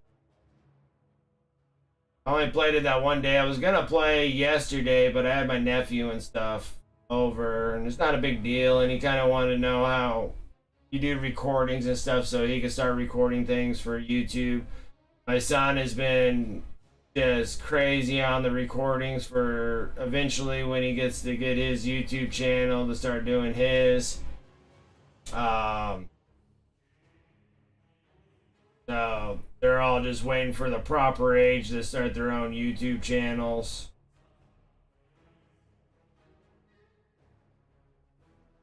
So we were going through that process, and so he knows what he needs to get and do and everything else on his computer. Do what he needs.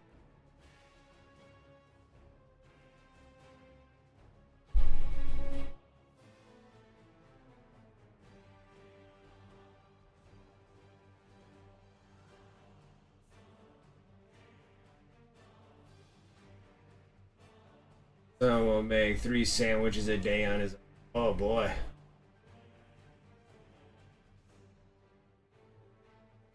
Yeah, I know. That's consistent when a teenage levels, man. Teenage levels are just constant eat.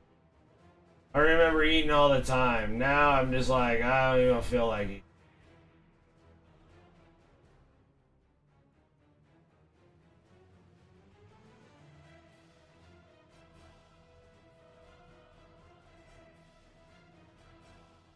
My stomach's always a rack of mess now.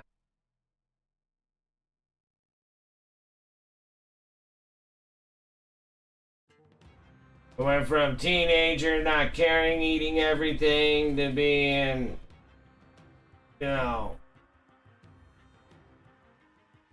adult age now where anxiety kills me so much that I can't even eat. It will just completely wreck my whole appetite.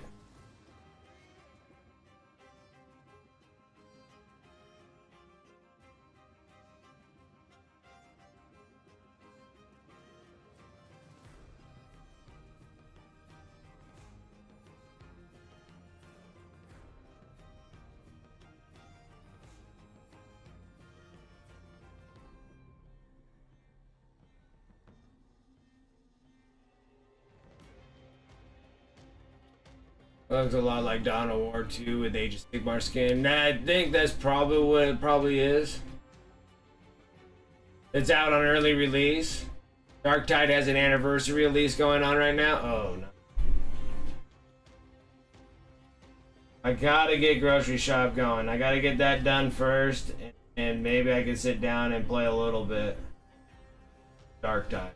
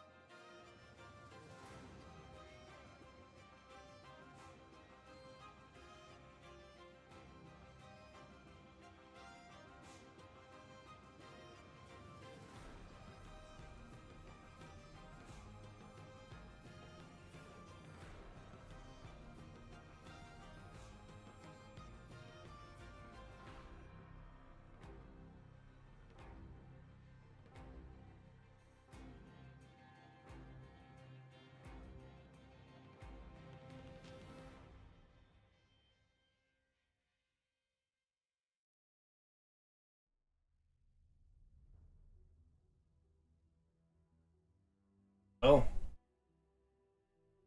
Very nice. Purple. Okay. Now we gotta get a little bit more on the highlights here.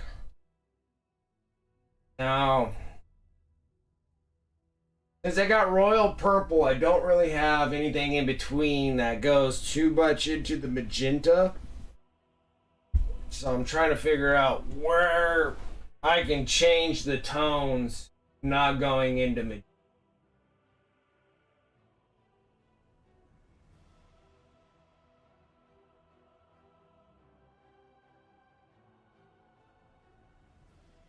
Trader's Curse missions I play for are pretty fun, really intense towards the last third of the mission.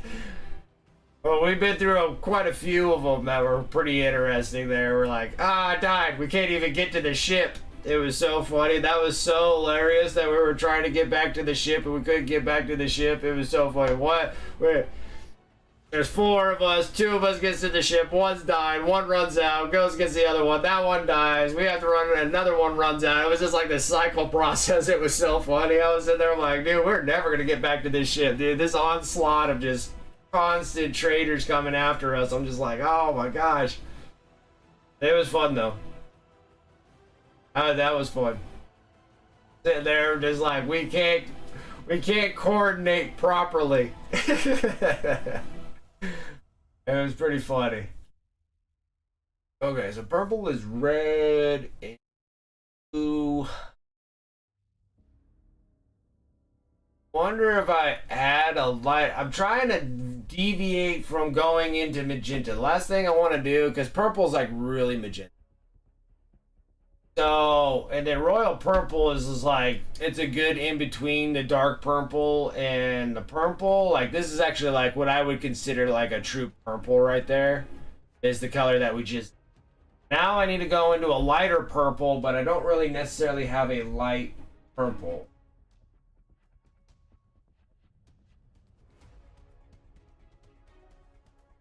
Well, actually, maybe if I did this one kind of deviates a little bit away from light purple. This could be our edge highlights, but we can actually, let's see what happens if we add this into the royal purple and see if it actually gives me something that kind of deviates away from going into magenta, because that kind of gets us straight into pink. And there's nothing wrong with that, but I just kind of want to make it more purple, not pink. So let's go with this faded plum, which looks like it has more gray tone into it. Get a little bit more of this royal purple in here. Tainted stems with flares and defend the sides. Just massive non-stop waves. That's funny. That's awesome. Yeah, I have to get some shopping done. After I get the shopping done, I might be able to hop on a little later today to see how long I decide to stream for. I think I kind of just want to get the purples done on this thing, and then we'll just call it quits. Get like everything that we want to do and call it quits this time, so I can kind of keep. I think for YouTube Live, I need to keep it sole focus on what we need to do. So I think like what the part one was that we just needed to get just the flesh tones done on the model. Then like step two, like part two should have been just let's get all the purples done. Part three, let's get all the bone done. And then like part four, let's get like the blades and or the brains and the accessories done. Like that. And I think like these little balls, whatever these things are, they're gonna be like glowy greens. We're either gonna do glow blues on the brains or whatnot, or we can go green on it. I think that'll look pretty sick to have like green eyeballs or these green balls of whatever that are on the tail and the tentacles here, and then just go green with the brains, and then the vents and the tendons and stuff like that should be all into the fleshy kind of pink flesh tones. Probably go in the inside of this too and kind of go flesh tones on the inside of that. And then the blades, I wasn't exactly sure what I wanted to do with the front blades. I kind of wanted to make them kind of like, but maybe we'll just go green with them and just say screw it, let's just go green with the blades, so we can kind of have like a glow green on those with the matching of the brains and like the brain part here and the little tentacle. There's these little ball things that are on the ends of the tentacle. So we'll probably do that because purple and green look really good together.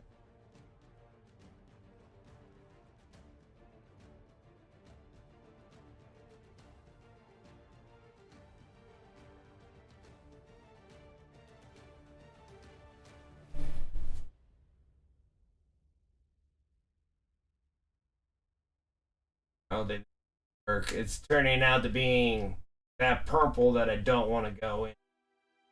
So I need to change things up a little bit. So I need to go into.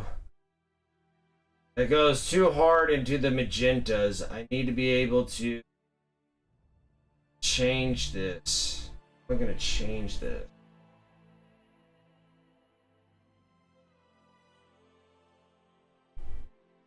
That is literally the same color as having. So plum, faded plum.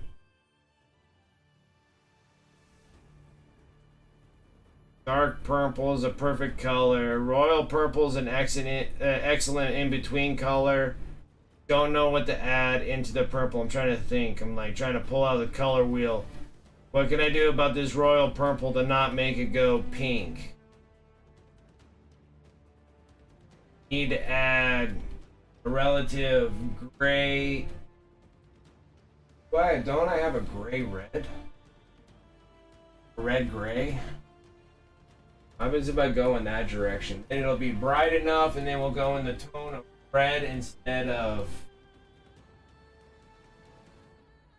I don't know if this is gonna make things better, but I just don't want to go into the magenta. We're gonna go straight to magenta. Purple leads straight to magenta in the Pro Krill line.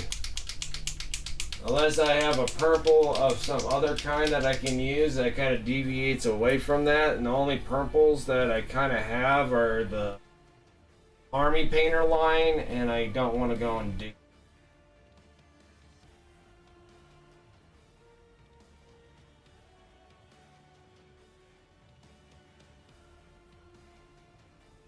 I don't even know why I have a paint rack. All my paints are just right here.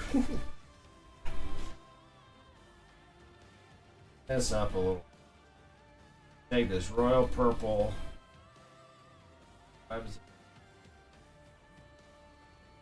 That is deviate away from.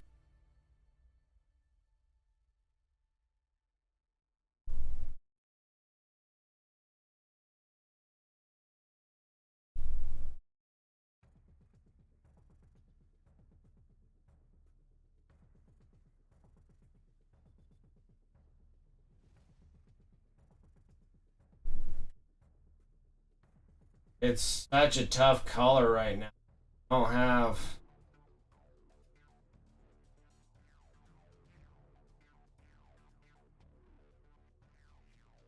Slightly different, but it doesn't have the purple yum yum that...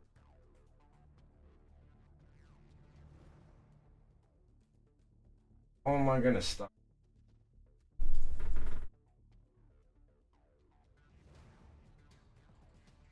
That's giving me a little bit of a fleshy purple, red gray. Adding white or adding ivory into the royal purple goes straight into regular purple, into that magenta look. Almost thinking that we're gonna have to go into more of a red.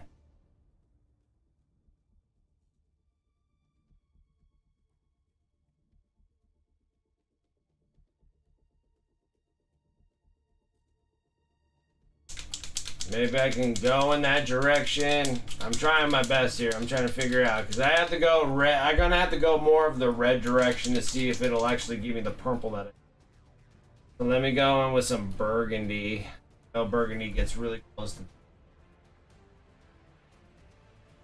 Might happen, but we'll see. You see about taking purple.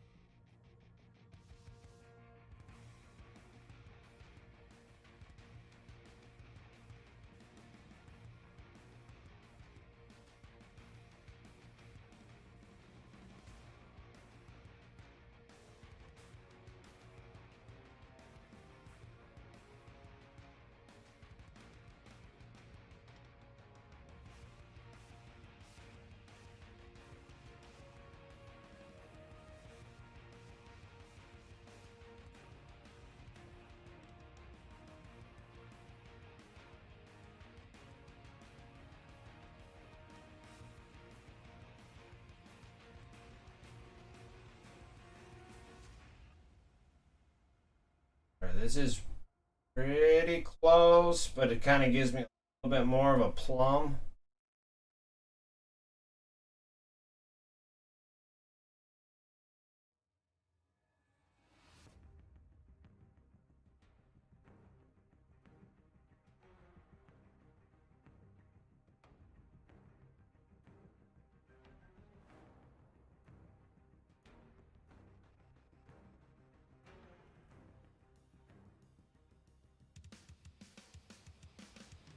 Yeah, having a paint rack lets you pretend that you're organized sometimes. Yeah, that's very true. All my paints are just on the table now.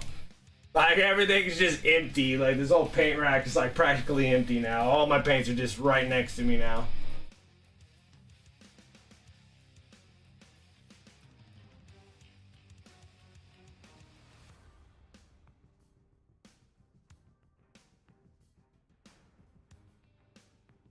Just so magenta.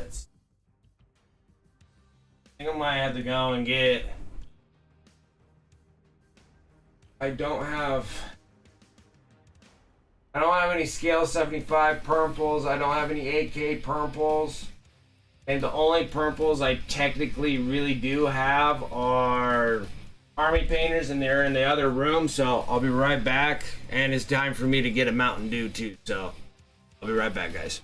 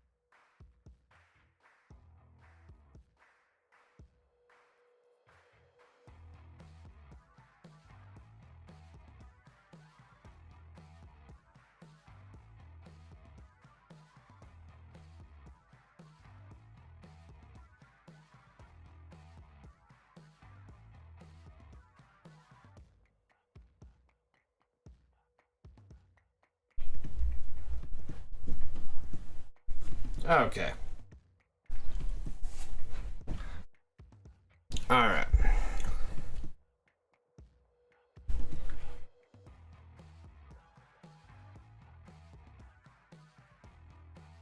Yeah, the problem is I just don't want to go into a magenta. I need to stay away from a magenta because I don't want the purple going into pink. So my thing is that I don't want to go into a full pink. I needed to actually still stay as a purple.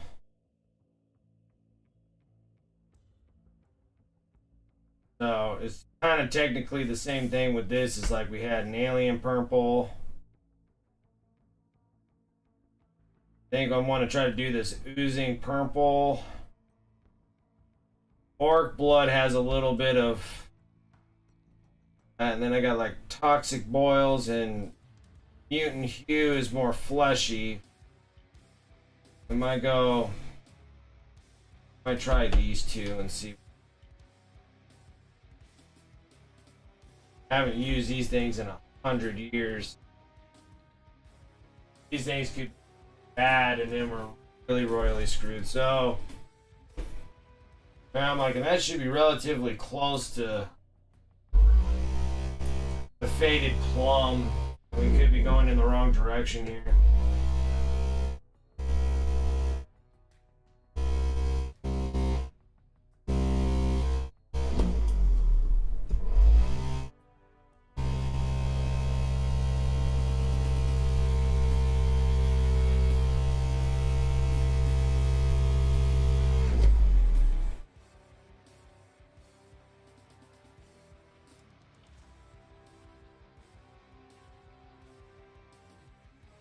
What happens when I take the royal purple and then I have to mix it with this?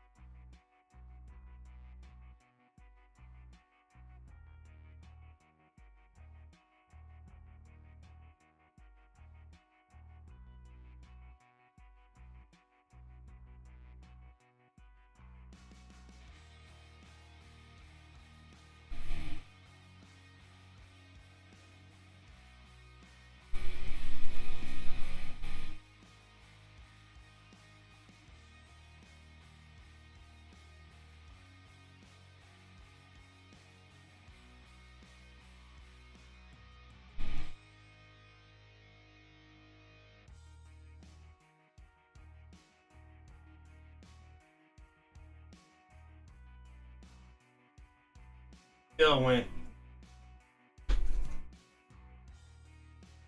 It's not as bright. Or that purple.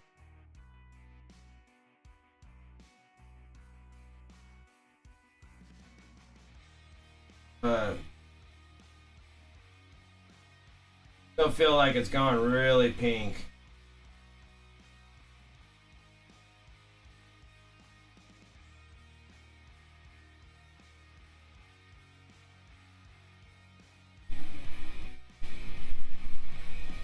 Like all I want is royal purple, but just like a couple shades brighter without going so magenta.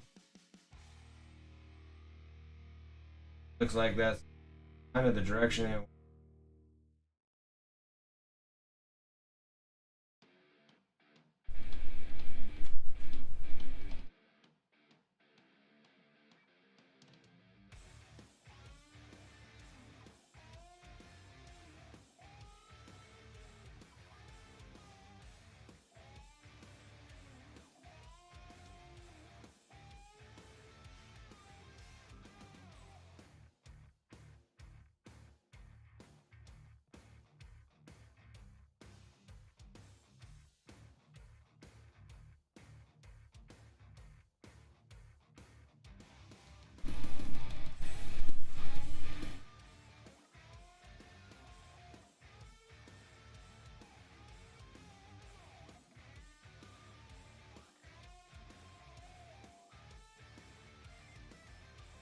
Binge it while I'm off work, just then what?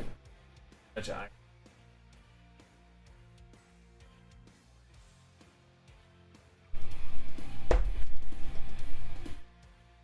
The wrong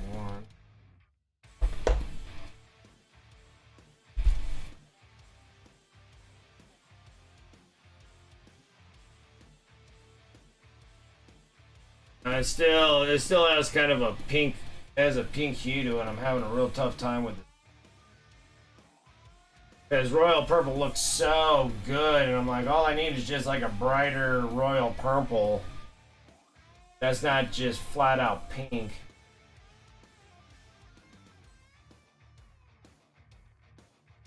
And then doesn't matter what kind of color I add that's brighter, just turns it immediately into just a pink purple.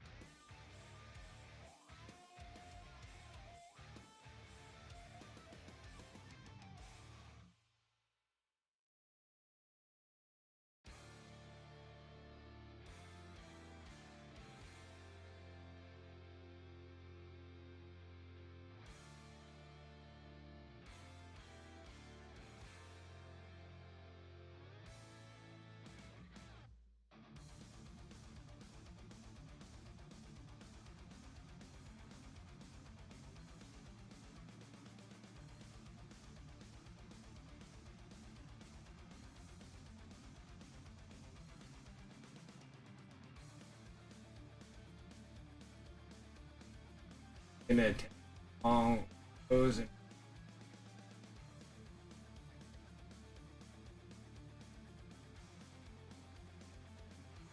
smoke out mice from burrows? Not that I know of. You can't tell on cam. It does have a little bit. It's going in that direction towards that pinkish magenta, though. But if I keep it this way as my highlight, then when I edge highlight, we're just gonna go straight into the brighter plum, that faded plum, and hopefully that'll relatively cure this. If it doesn't, then maybe I can wash it over with a transparent purple.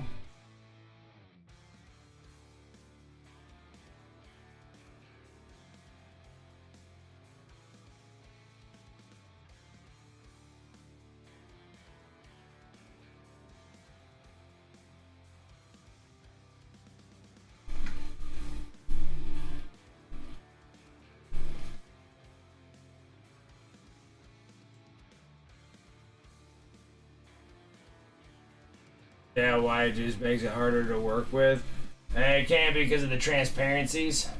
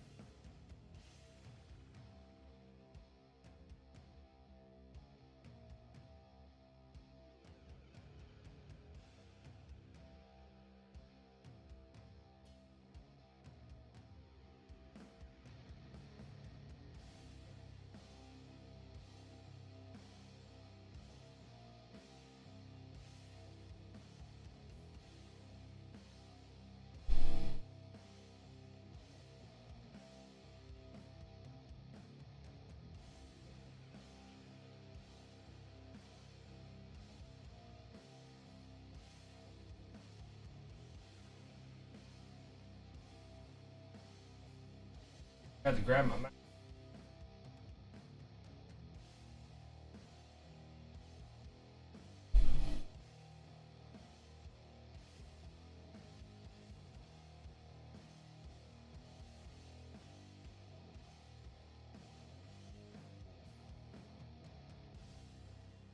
Purple has kind of a crazy shine to it.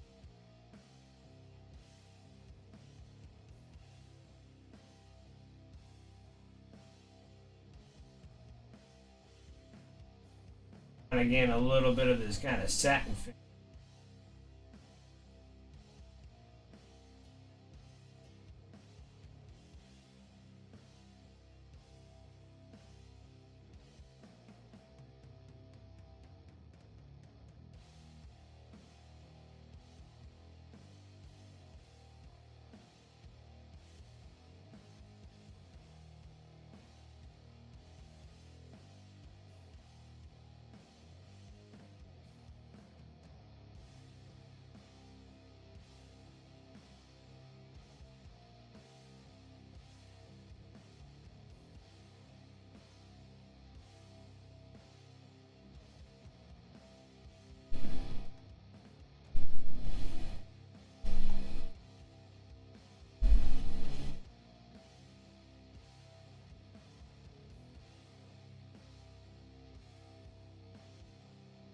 That'd be your first real game of 40k with a stranger. Gonna show about 40k 9, see what I can get going. Hopefully people will play with me. Probably more than likely. It just kind of depends on who brings what. Most of the time I come with 2,000 and then wanting to play a 2,000 point game, and sometimes you come across people that only have enough to play 1,000 or 1,500 or 1,750. You're just like, man, now I gotta change my whole outfit of my game. And then sometimes you'll have someone who's like, yeah, I got full 2,000.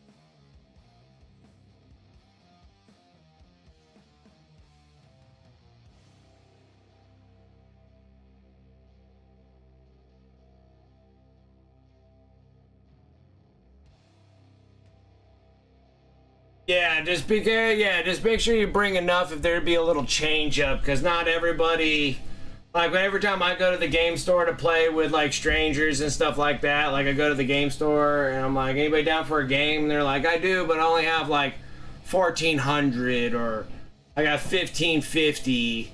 And so you can kind of somewhat, bring some stuff, so you might have to make a little slight adjustments, but still enough to make your army, playable. Because if you come in with just one set of 2,000 points, because you have everything that that you want for your 2,000 points to buff everybody, and then when someone comes in, throws a wrench at you, and you have to take like half of that, then it's just like it doesn't work as good as full 2,000 points. So yeah, just bring some extra stuff so you can kind of fill in points for 1,000 points, 1,500, 1,750, stuff like that. Guys, it just kind of depends on who's coming, You know, just depends on who's going to show up and if there's other people that are there with full 2,000 points. And sometimes I get that a lot, you know, and then there'll be someone like, oh yeah, I have a full 2,000. It's like, oh, okay, cool. So then it makes things nice too. But I do come across where like, you know, well, I'm just learning, I have 1,000 points. Or, you know, this is my second or third game, I got like 1,500 or 1,550 or 1,750. You know, you don't have like a full 2,000 points, so you gotta make sure you have enough where you can kind of rearrange your army to make it still somewhat competitively playing.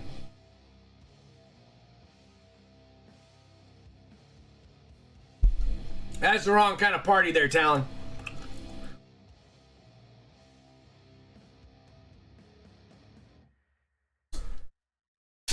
You gotta bring more like catnip.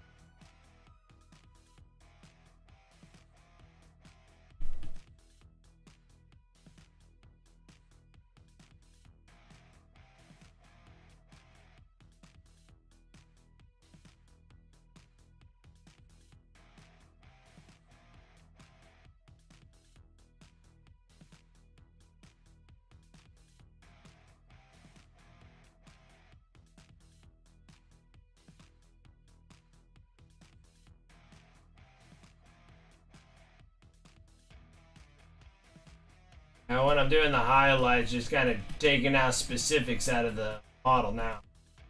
Goes by a lot quicker. The underneath, we don't have to do a whole lot with the underneath. Not gonna see a whole lot happening.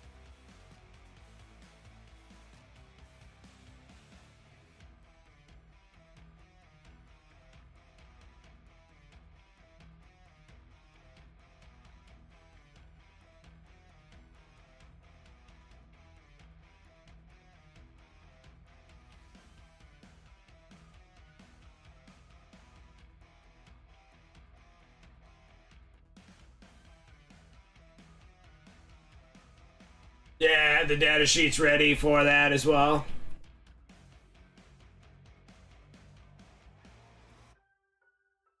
Gagged on code player 40K. Rolling bones like missiles. Ah!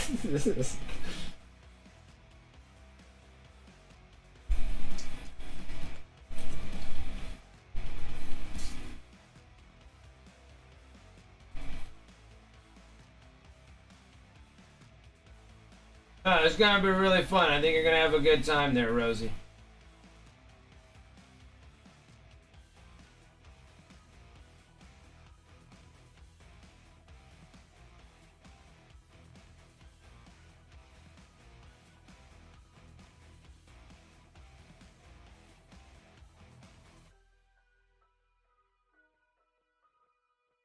I've had some stellar games with strangers. I've had horrible games with strangers. So hopefully you're able to get some good people that that you enjoy, and then you guys can consistently play and stuff. It makes things a lot nicer.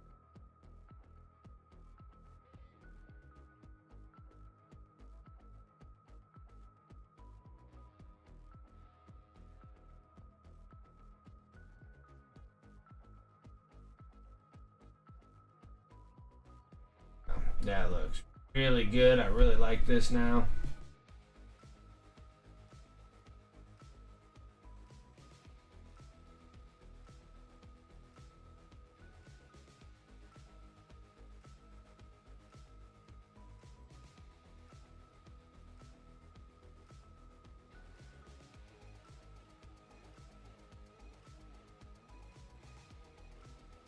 Like it.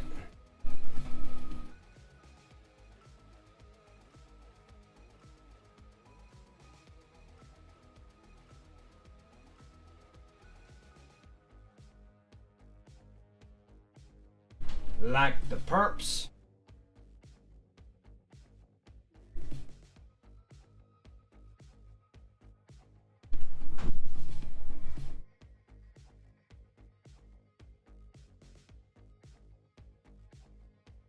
Good.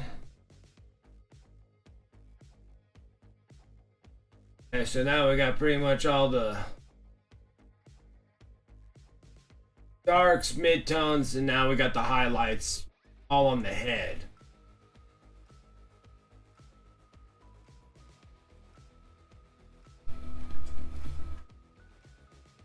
Honestly, doesn't look like much I've done, yeah?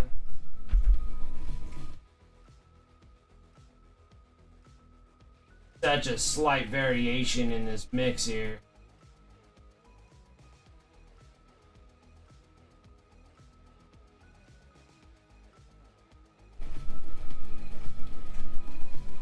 But I know it's much brighter than the royal purple, so...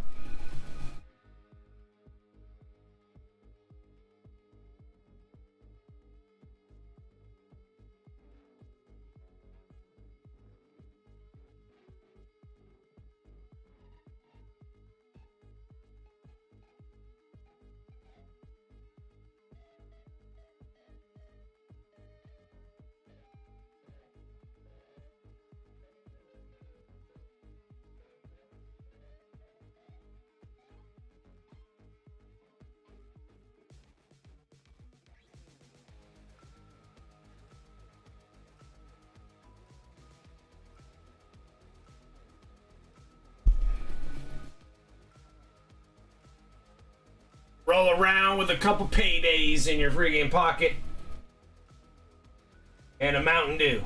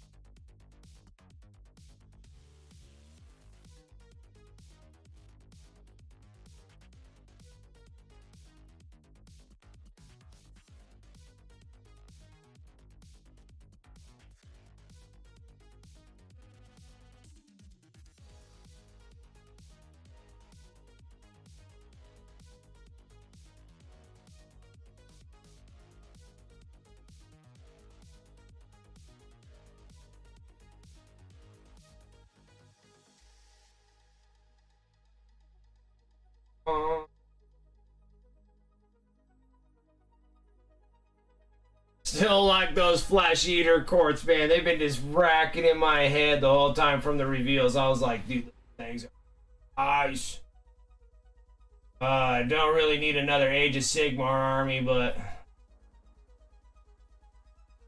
that one might not be something I can help myself on. And they're like, they're gonna be in their own starter box. I was like, you got me by starter box.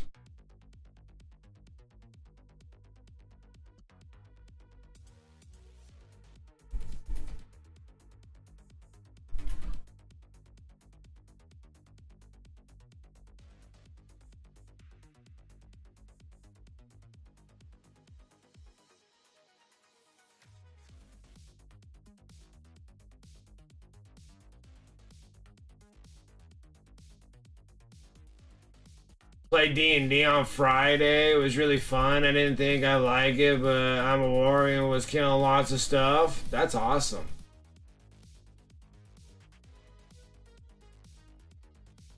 The hobbies paydays now? I have no idea.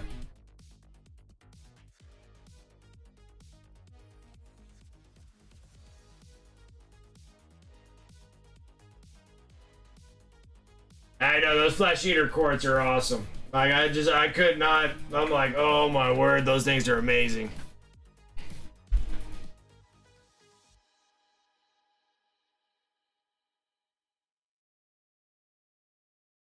Maybe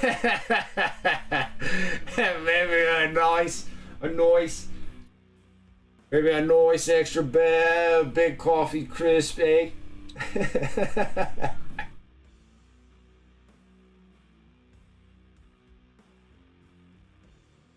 All dressed in ketchup.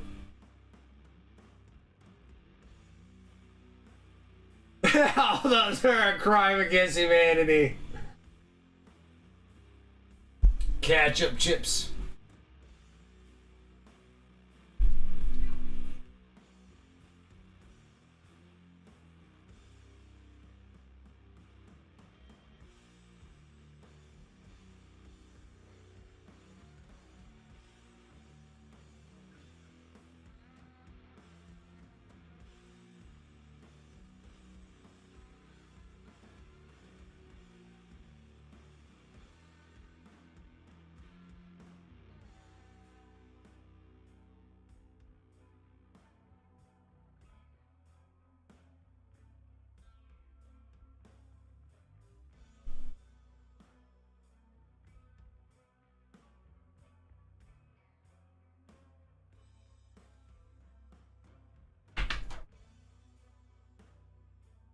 But brighter. Something happened.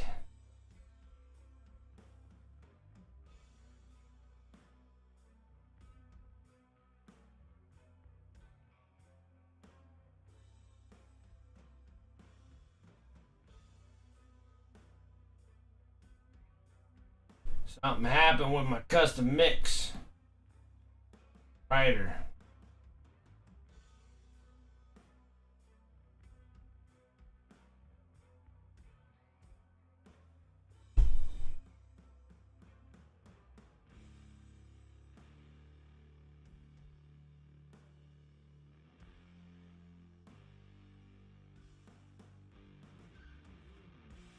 Redo what I did, but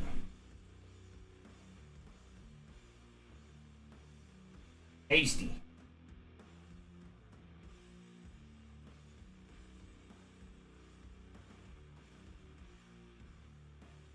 Tasty like my first day with my shirt off at the beach. Tasty.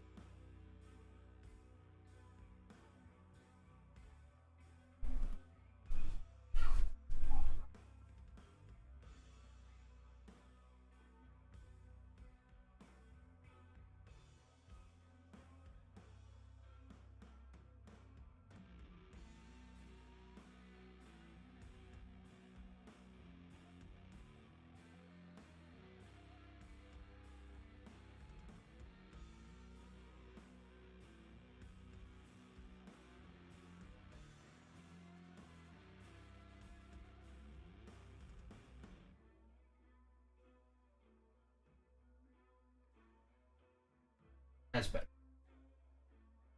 That's a wee bit better.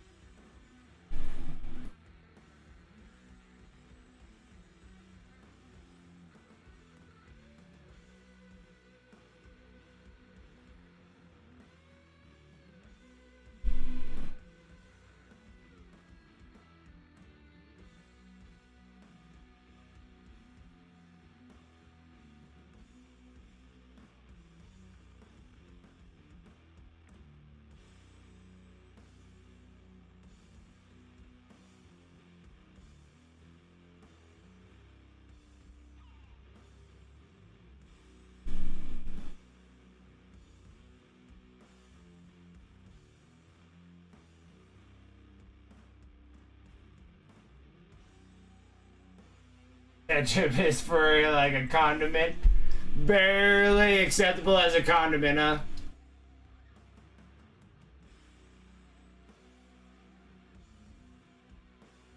And my ketchup should be ketchup. I dropped my damn phone after reading that.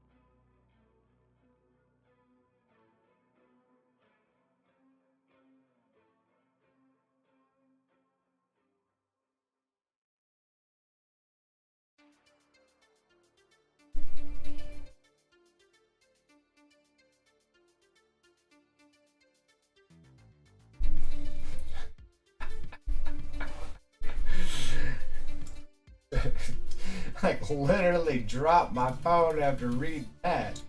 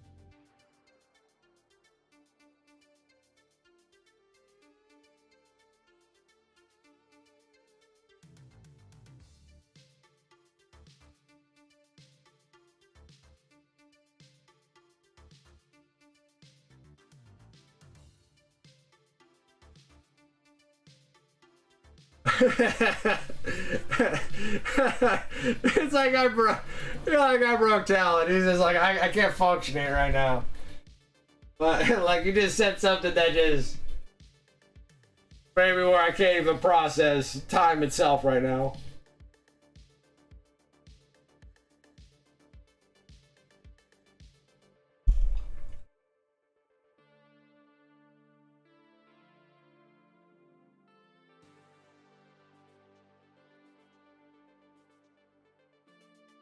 Think about it, it's like eating French fries with ketchup, right?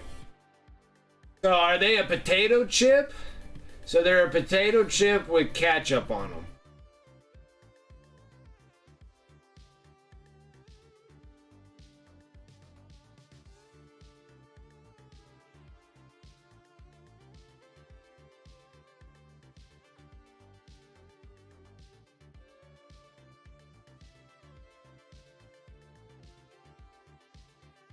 Yeah.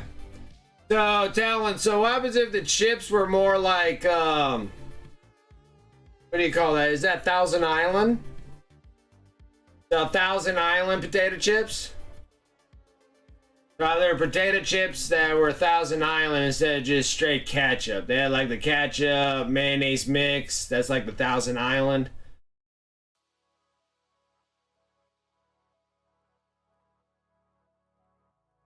That would be more of an acceptable chip.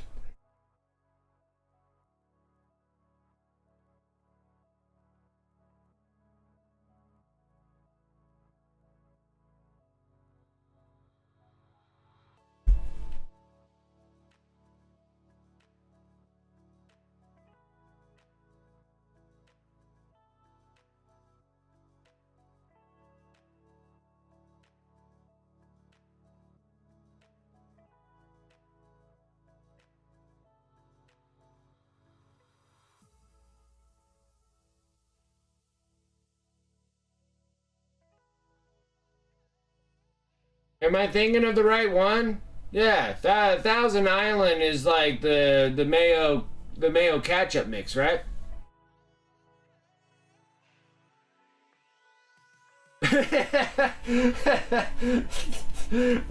Like I dip my fries in ketchup mayo, which is technically Thousand Island. I mean, granted, probably Thousand Island has probably like, you know, pickle juice kind of mix into it as well.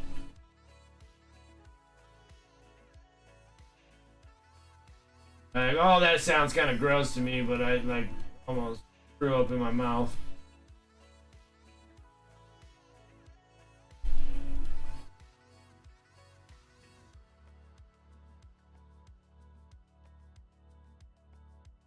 Like Miracle Whip pickles and ketchup.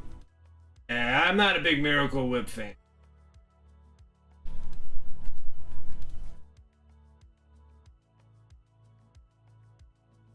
Normally, when I make Thousand Island, I make it with ketchup and mayo.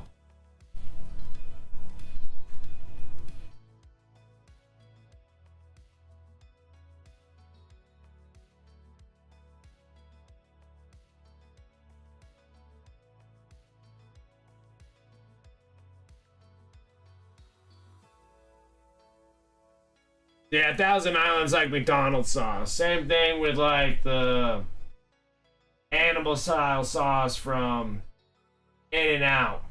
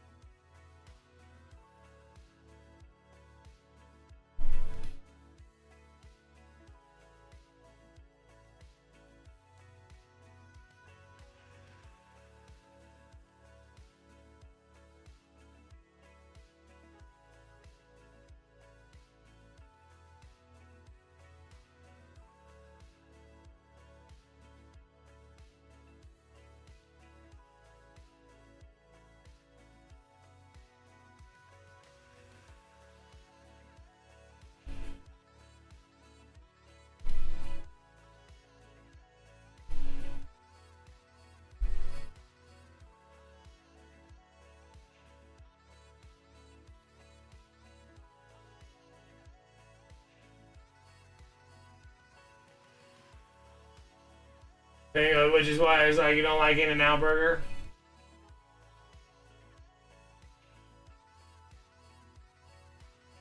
Abomination.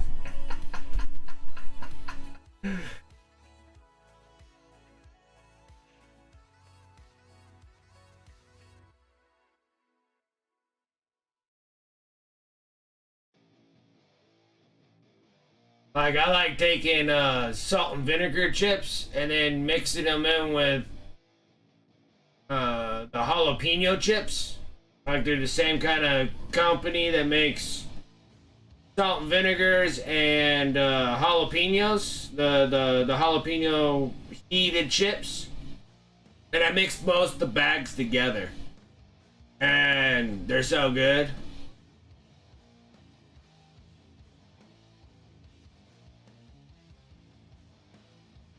I like the what? Paul like the South Park thing. Kyle's mom. What?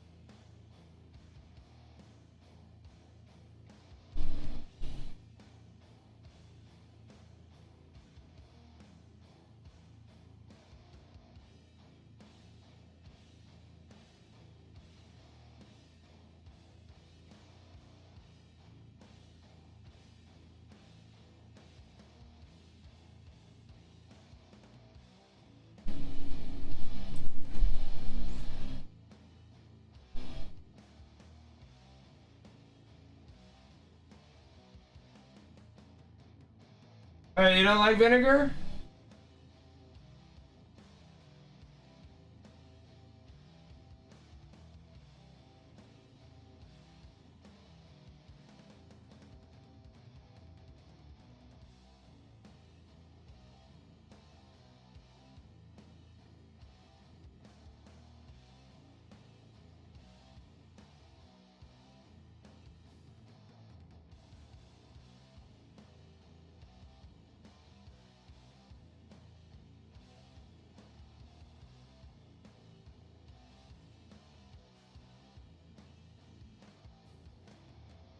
Do you hate vinegar?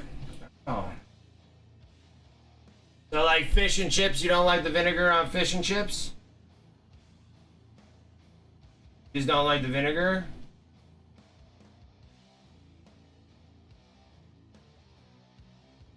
Even like balsamic vinegar?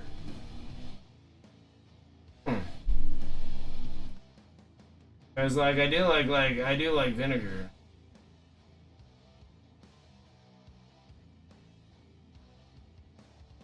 You don't like pickles?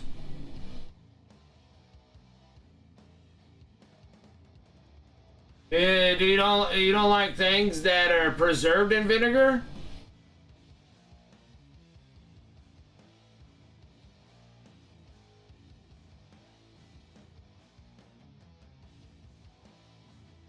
Okay, now Darth Rose, that's going a little far mixing the ketchup chips with freaking Cheetos. That's a bit much. Oh, macaroni and cheese with ketchup? Oh,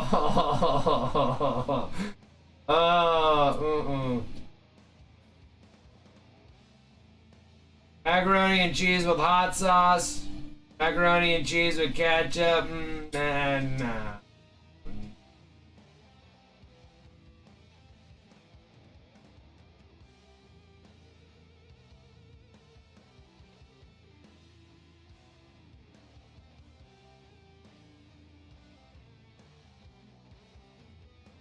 No vinegar at all? So, like even pickles? You don't like pickles because they have the vinegar taste to them?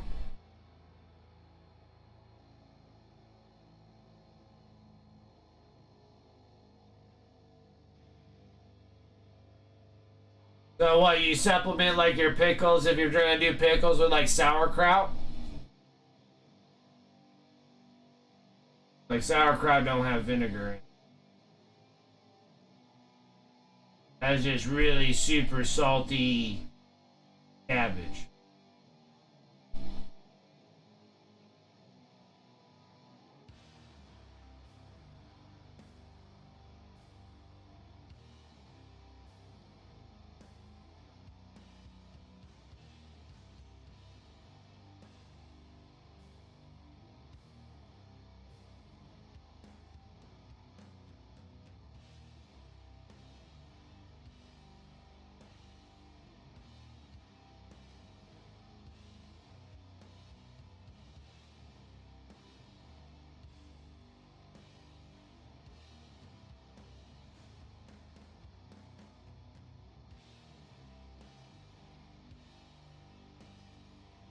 I have a system. I have a sophisticated palate. Okay.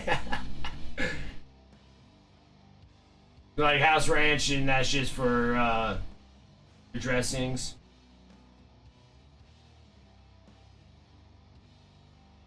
That's not as far as you go with dressing.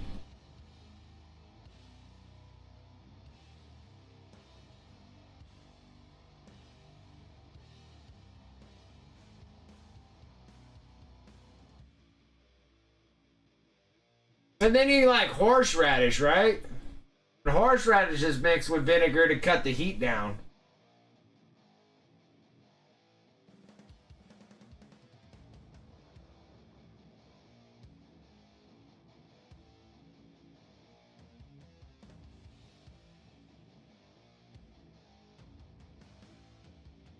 Unless it's like a specific horseradish that you want the masala wine in it instead of the vinegar.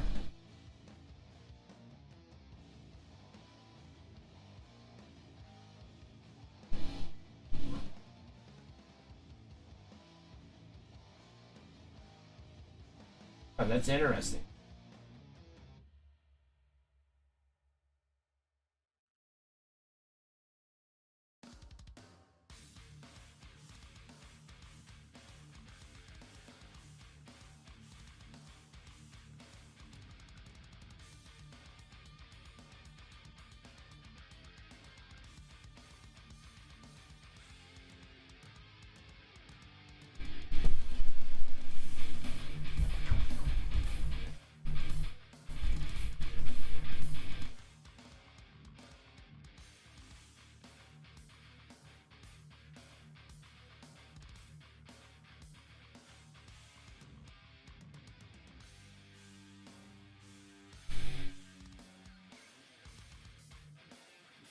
I was like, wait a minute, you liked horseradish. And I'm like, horseradish has vinegar in it. Well, most have vinegar in them. You can get the ones that have the wine in it. But it's so long as it just doesn't taste like pure vinegar, like pickles soaked in vinegar.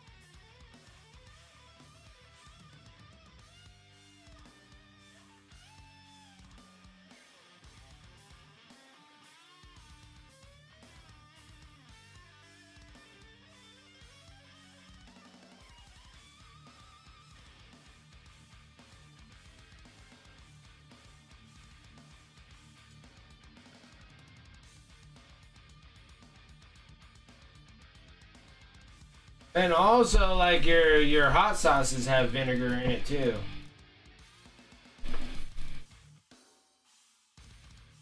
Like one of the big mixes for hot sauces. So yeah, your ascension is accepted.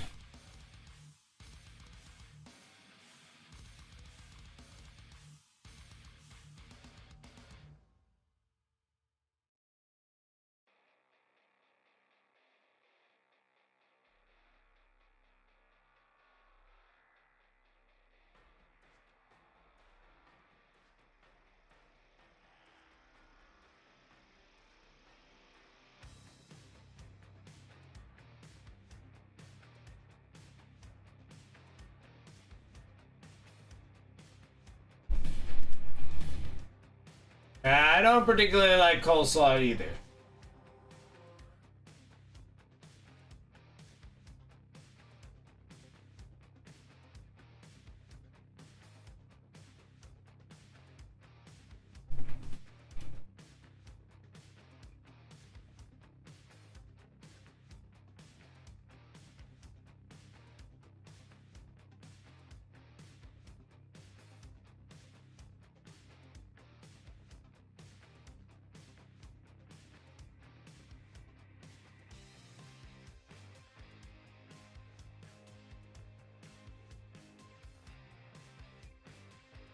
That's why I mix the salt and vinegar chips because they are really vinegary. That's why I mix them with the jalapeno ones and they're not as bad. You have the vinegary kind of taste, but then you got the heat backed up by the jalapenos. It actually makes kind of an enjoyable taste out of it because salt and vinegar is really potent. I ain't gonna lie about that.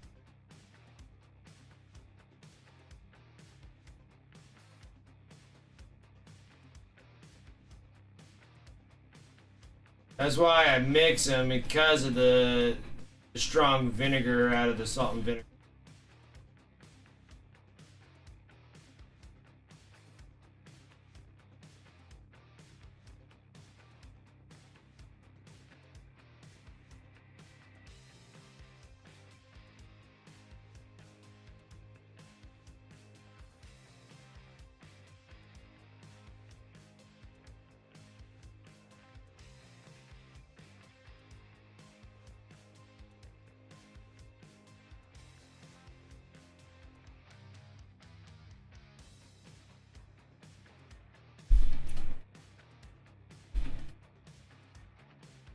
Not a big buffalo.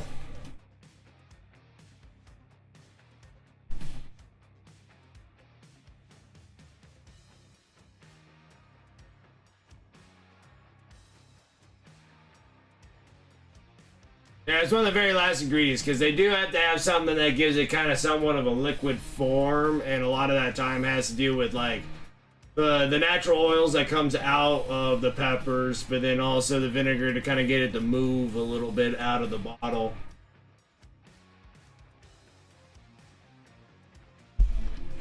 Like I like Frank's hot sauce. The pepper purees with water. Yeah, those things are like, those are damn hot.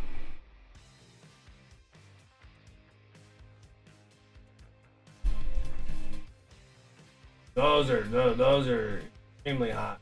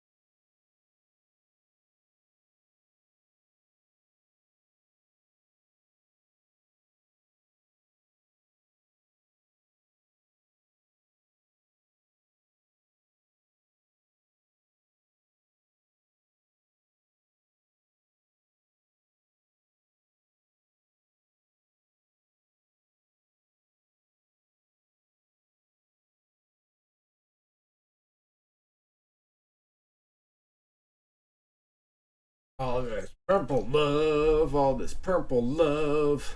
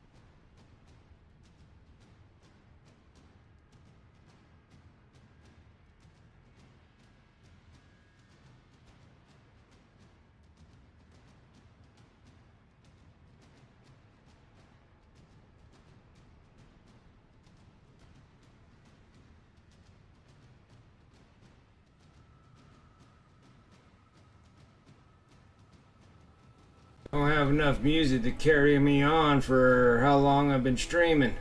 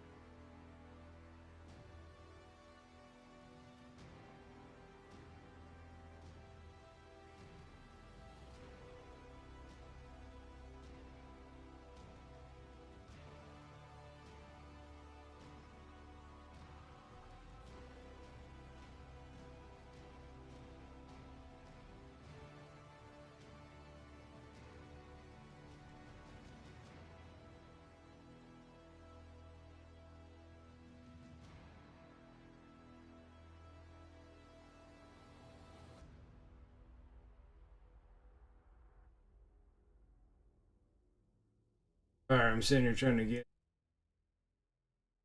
more into these.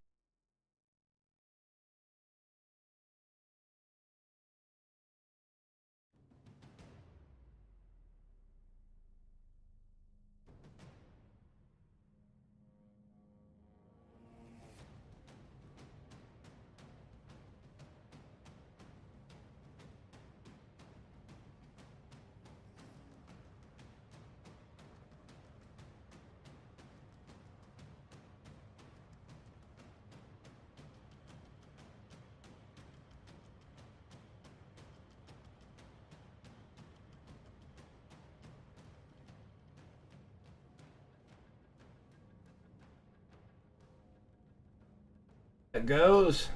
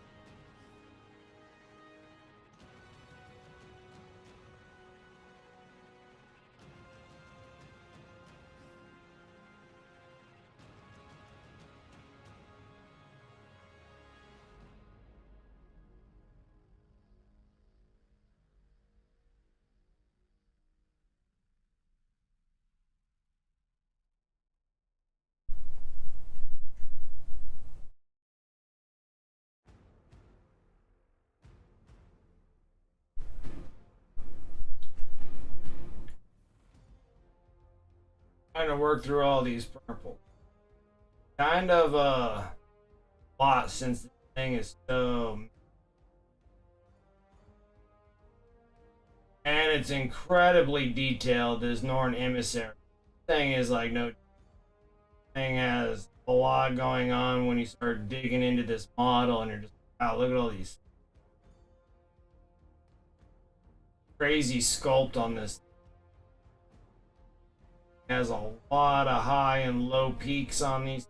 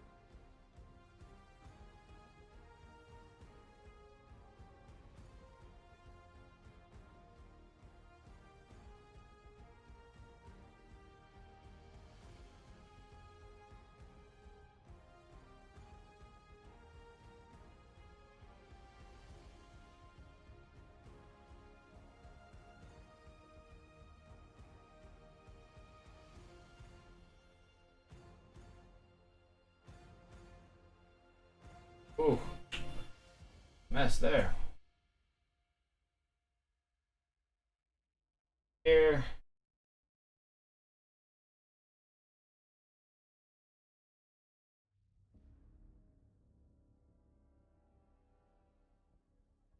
Good if I was left-handed, then he'd probably a lot better.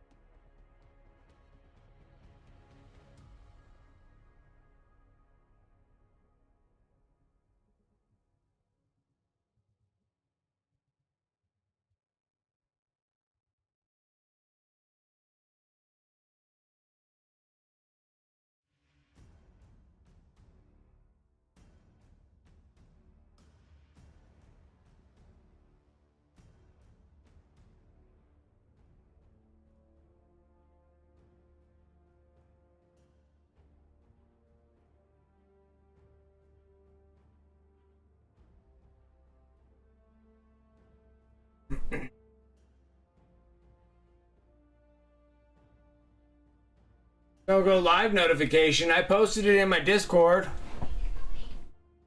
Oh, you know what? I don't think I posted it for add everyone. That was my bad. I apologize. Did not post it as add everyone on my Discord.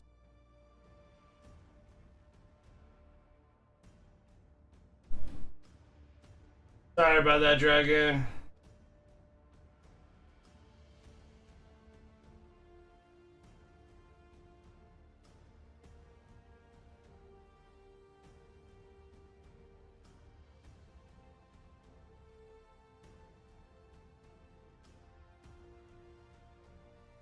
Open on this session here, I'm just trying to get all the purples done. All the way to peak colors that we're using on this.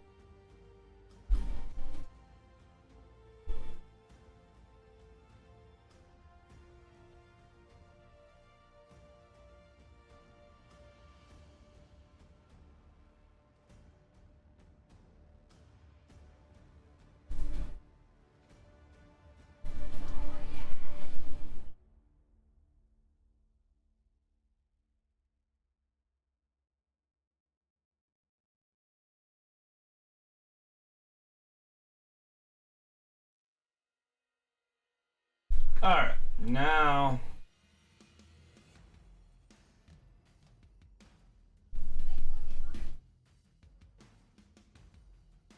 I'm gonna really use that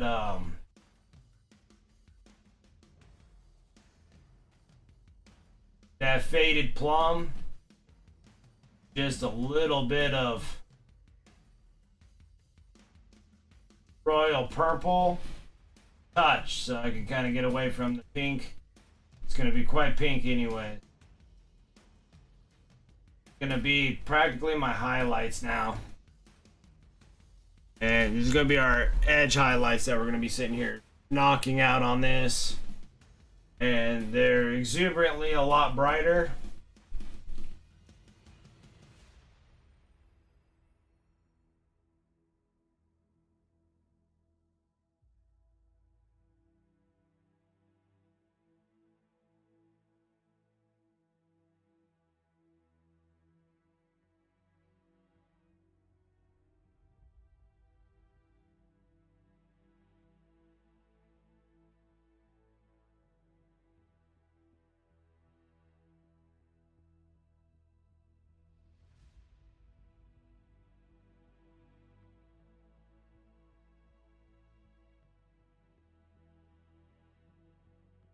Great pale.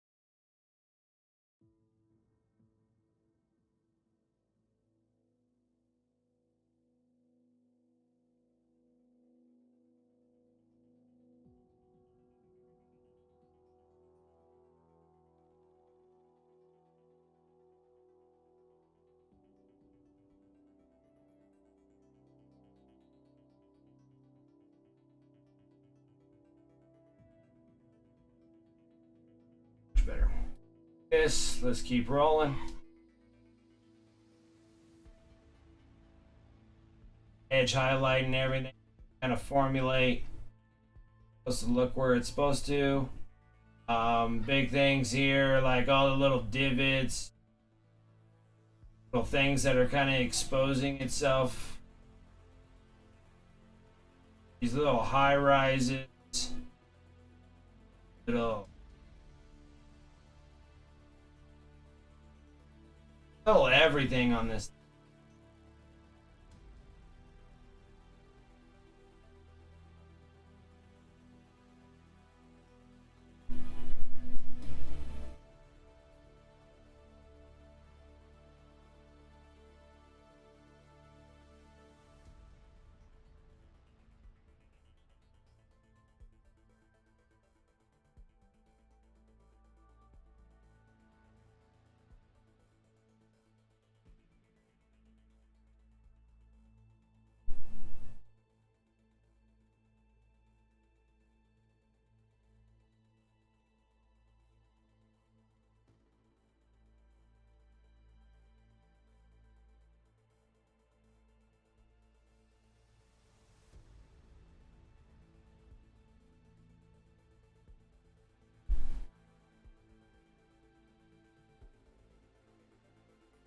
That looks really good.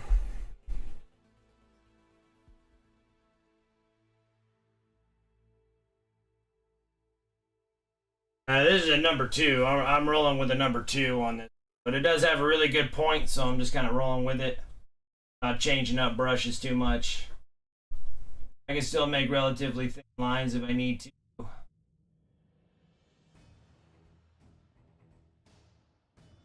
You're in bigger brushes, you're actually taking up a lot more paint, so you want to control your brush pressure. You're painting against the model. The heavier it is, the thicker the lines are.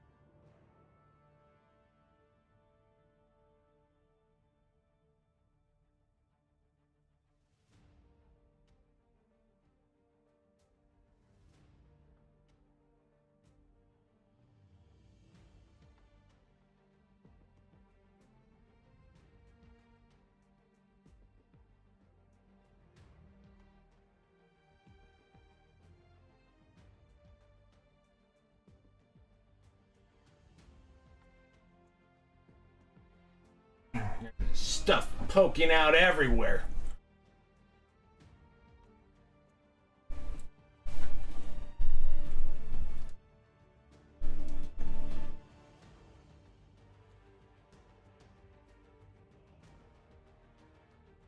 One thing is I just don't know if they're actually here in the States, or I probably just have never even looked for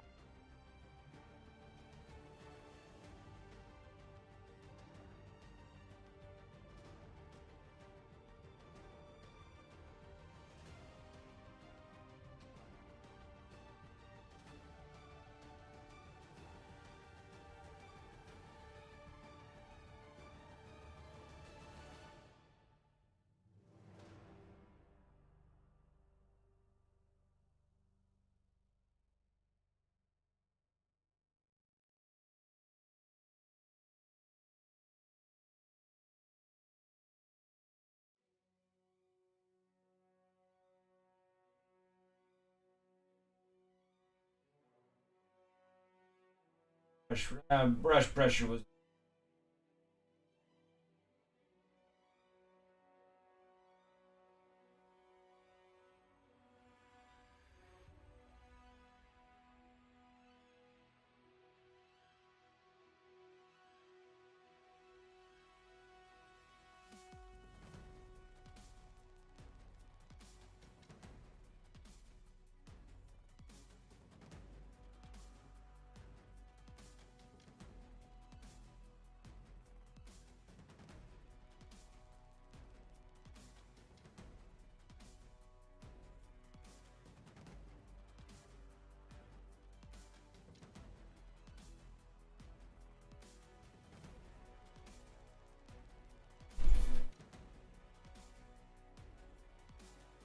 Oh. Now we're making some. Now we're making progress.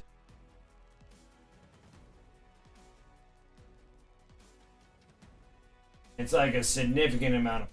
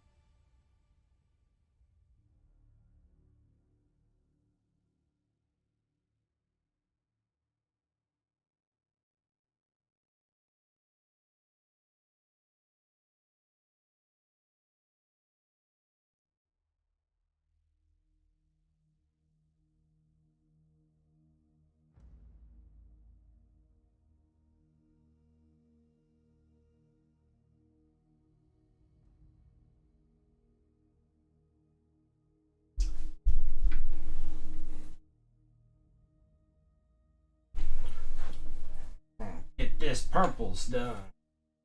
Gotta get the perps.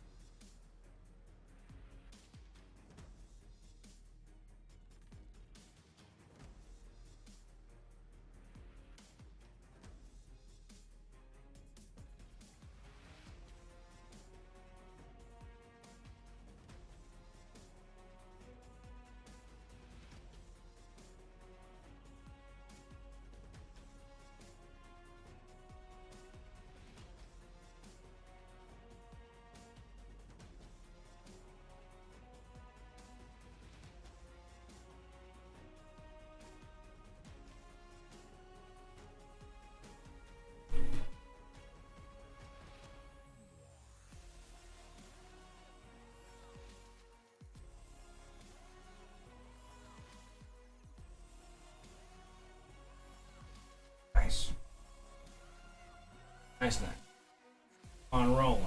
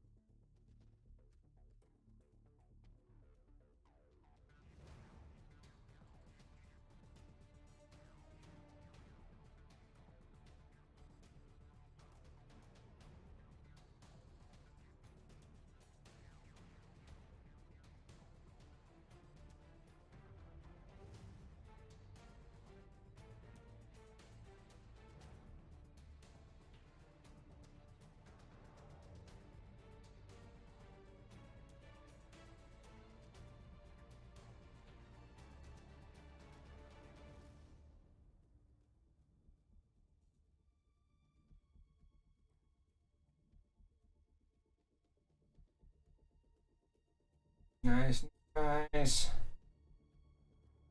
Something going.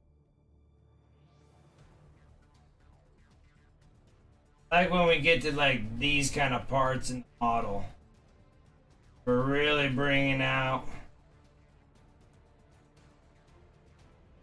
all that work that we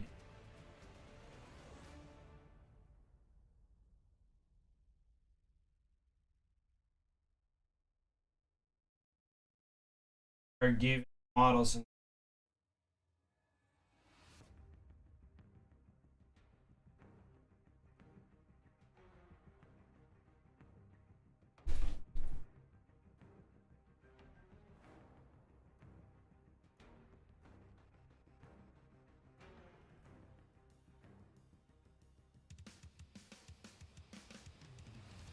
I call gross decisions.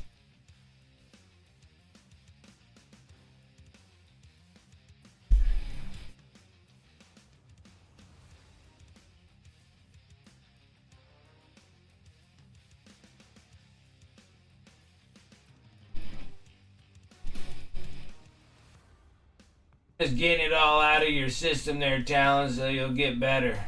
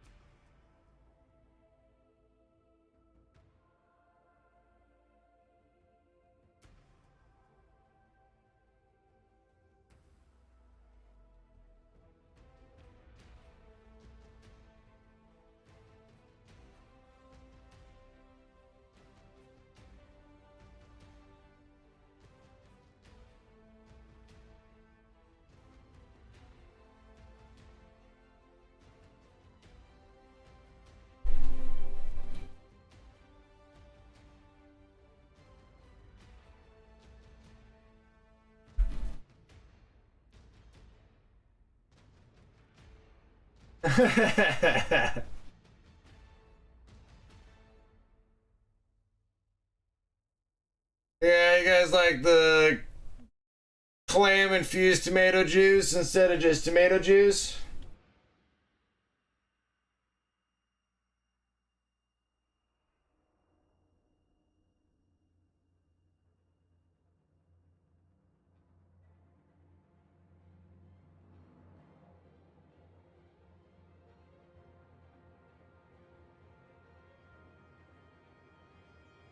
Because they like the bloody clams. Yeah, because I think that's like a clam juice.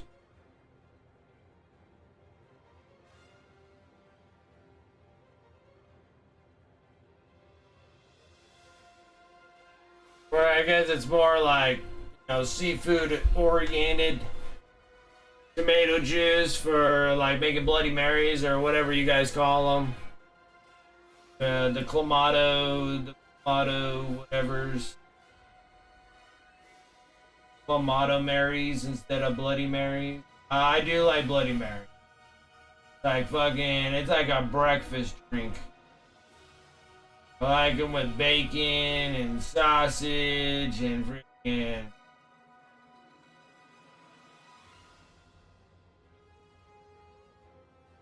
mispronunciation of Worcestershire sauce. However you say that.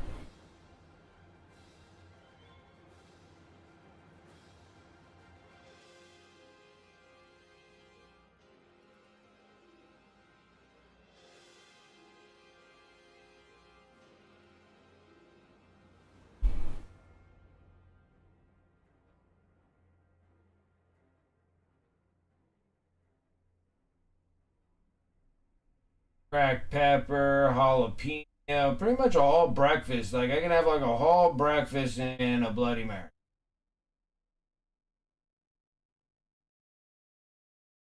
Those are fantastic.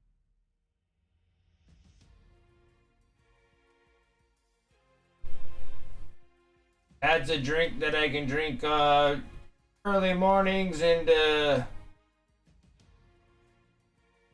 I don't know, late mornings once afternoon kicks, and I can switch over to beer. Now I don't like tomato beers. Not a, I don't particularly like that, but I do like Bloody Marys.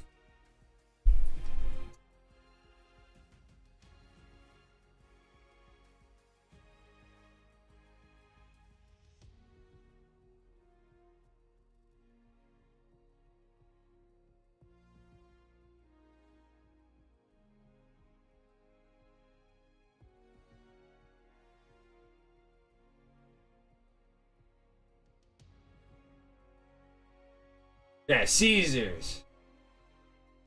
Or yeah, or your guys' Bloody Marys. Okay, so you guys are your Caesars.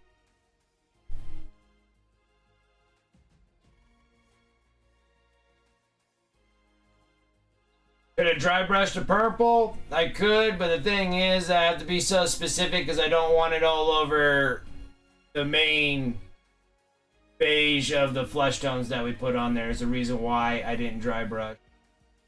Because over time, my dry brushes are very frayed. And like it would be a nice process, but most of the time I just get it all over things I don't want. So I had to be a little bit more specific on where I'm aiming.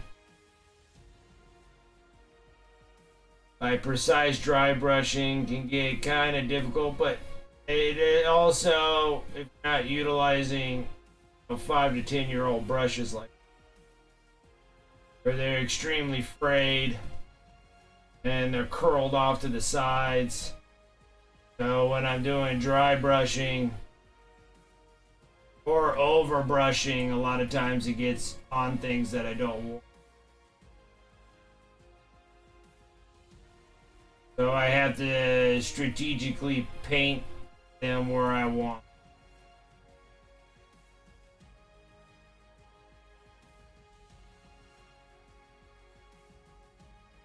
Dry dry brush very rarely. Dry brushing has its perks for sure. Nothing wrong with dry brushing. Hold up and make.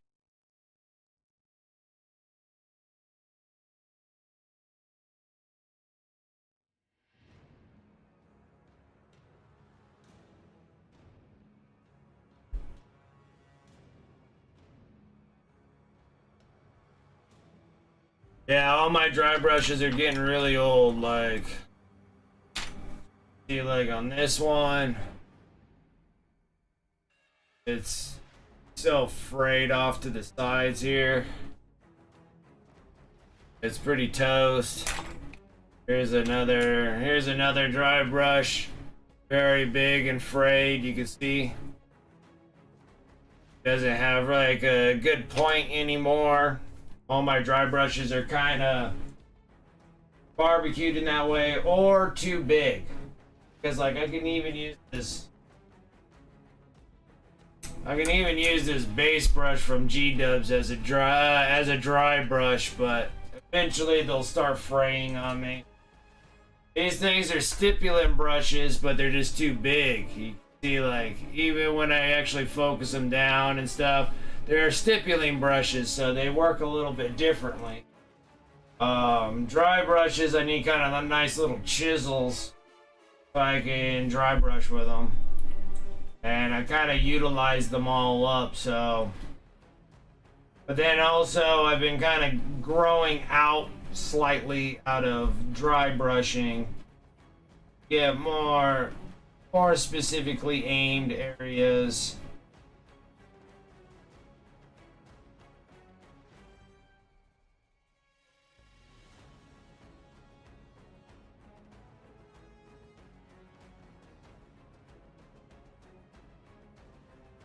But if there are areas that I can kind of get away with having a little paint on some things, because I'm going to be painting over those other ones anyways, and I will do so.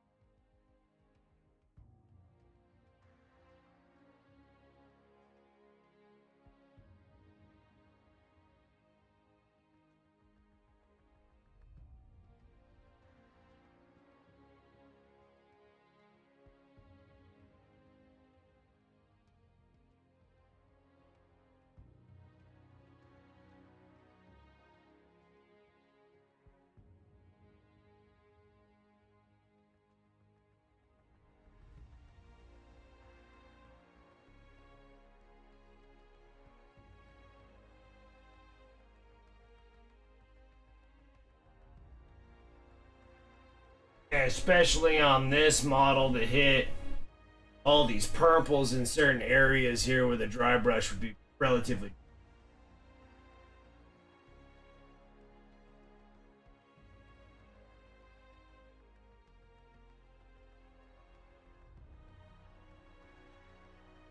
It's just the sours. I'm not a big fan of drinking sours.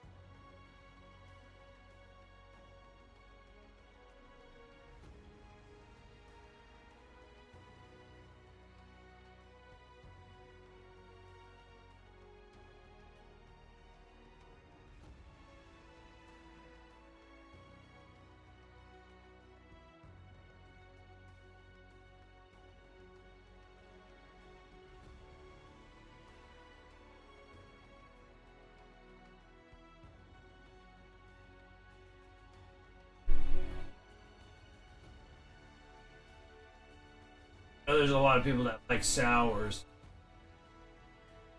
Not been a sour.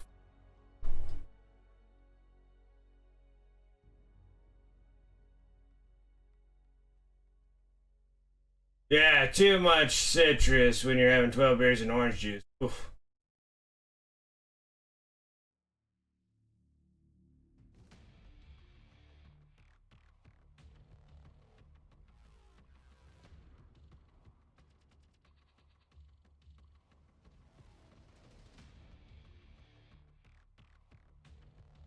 Yeah, yeah, I said 1 foot in the dragon. Yeah, in the wagon, yes.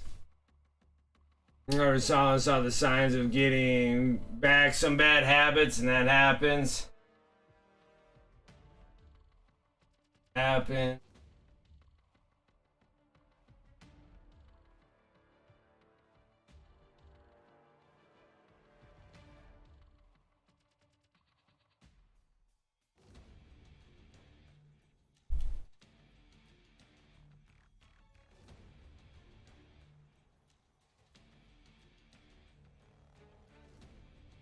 Good thing is that I don't normally like a bunch of mixed with sweet drinks.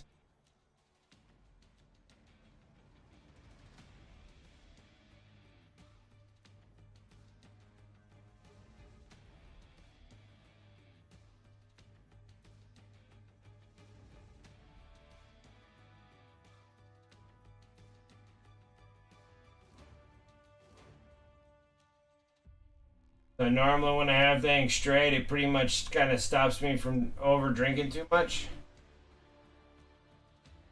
Battling sugar hangovers are horrible.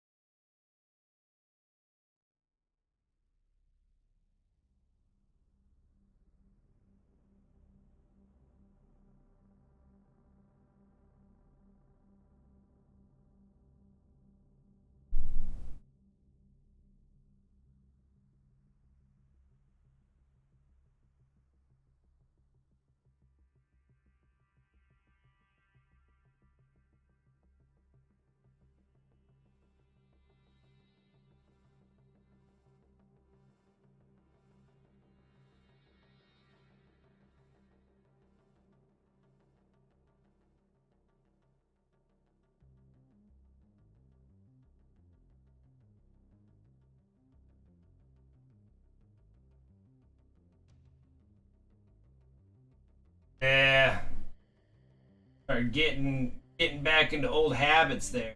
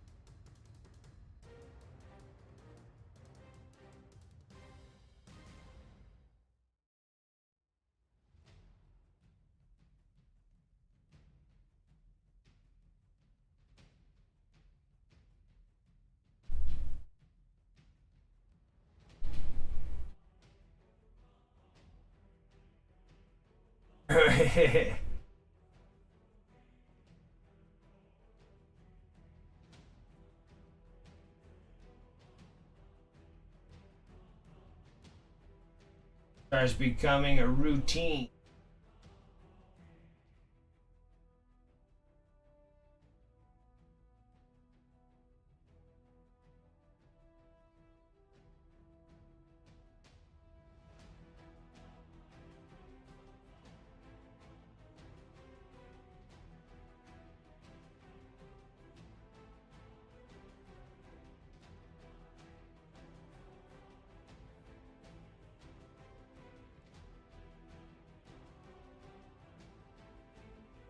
Almost there. Now we just gotta get through the big old huge majority of this. A lot of edge highlighting. Especially with a model that's so extremely detailed.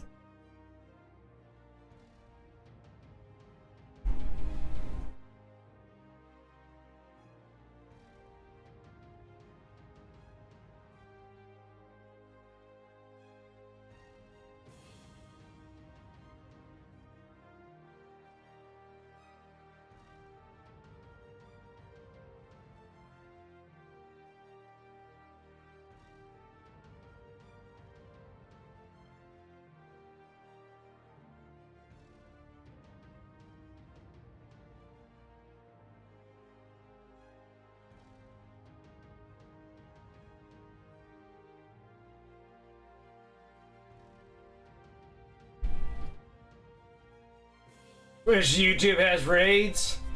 I think maybe after I hit a partnership, you can do something of that sorts, maybe, but I'm not quite positive. I'm very limited on my options here on YouTube. Don't know what it's like when you do get them. I thought there was something there that you can use, but I think only if you got like a partnership. It gives me a whole bunch of other features like customizing emotes and stuff like that. I can't do anything until I get the partnerships lined up on it, and I can get some customizable things.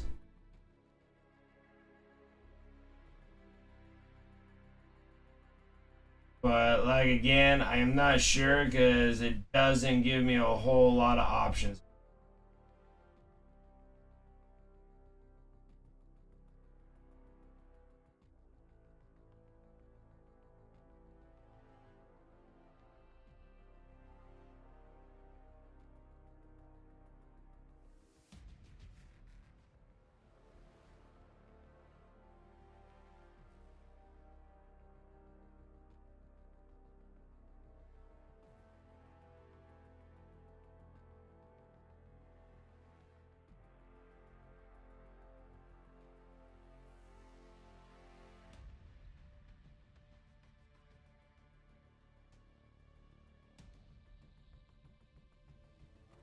I just go match live streaming. Not a big deal since live streaming wasn't the internet when YouTube was created, so it'll get there in time. Yeah, I think just patiently, hopefully that YouTube will get something going, especially when a lot of people are starting to leave Twitch. Which now that Twitch is still a very popular platform, especially for video games and stuff.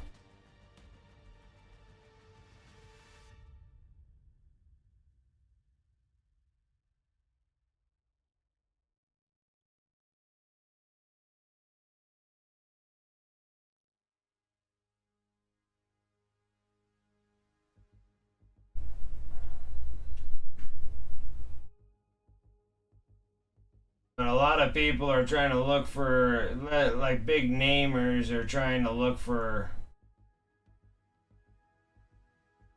just a good platform to do what they're trying to do.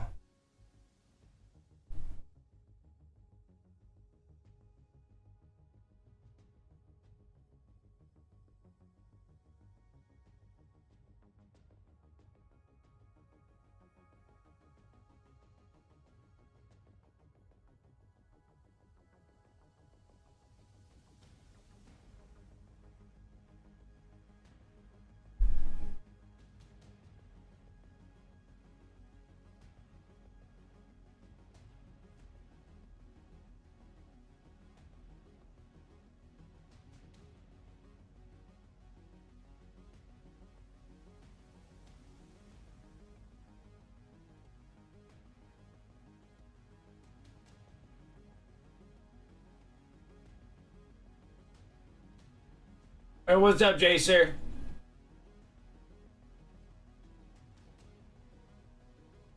Yeah, I'm still not used to using it for live streams, and it really gives me very limited options of what I can do.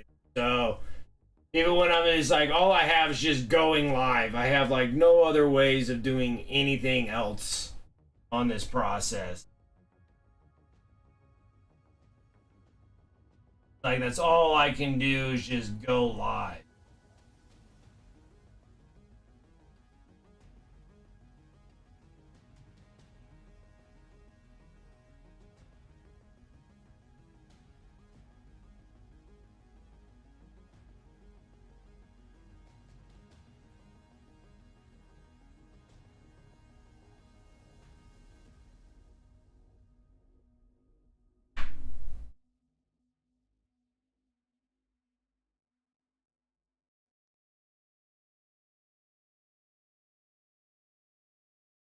But with some time and some focusing and some, big name streamers, that just exclusively just do YouTube now.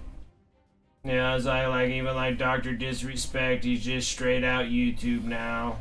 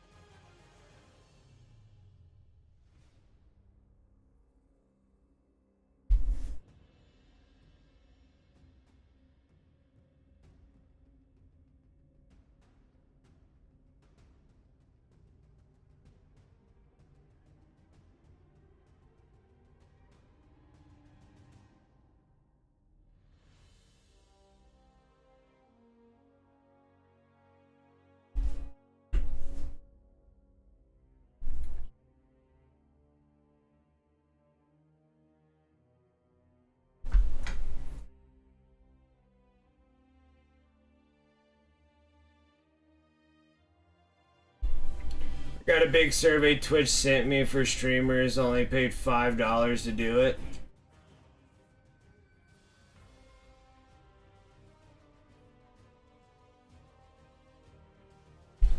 No, I'm running through an OBS. Yeah, you can run through an OBS or you can run through the YouTube live thing. All it needs is just a live camera and you're ready to rock and roll. So I use my Streamlabs to do things, but I can't really do any much more than what YouTube is providing. Not a whole lot. Which is fine because it's just a start out anyways, and this helps me get videos on YouTube. So I have all these YouTube lives. Gives me plenty of content on YouTube. A little bit more PG-13-ish.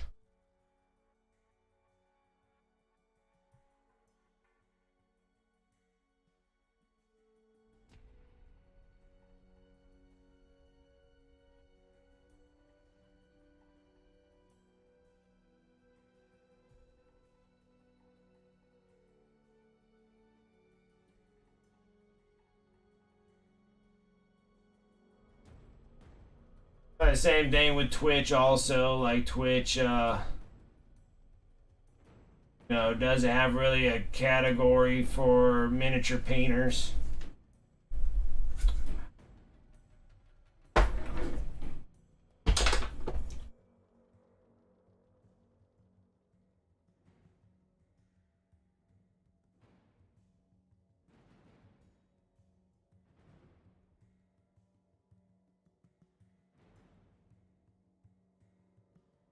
It's hard to get people to go over to a Twitch platform.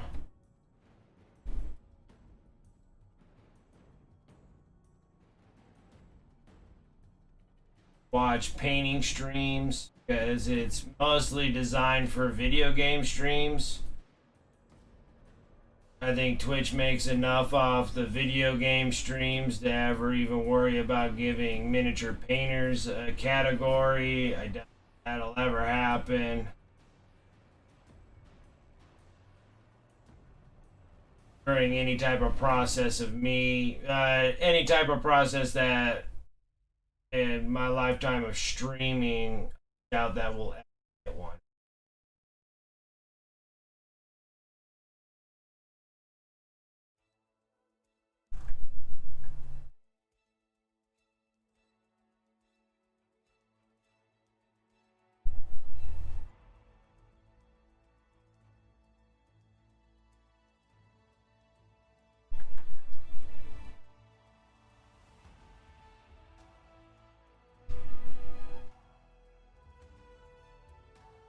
But then if YouTube Live doesn't have one either,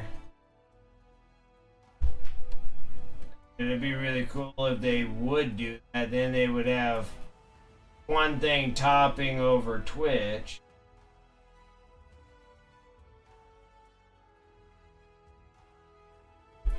To give me an actual category, give miniature painting, hobbying, just kind of miniatures in general.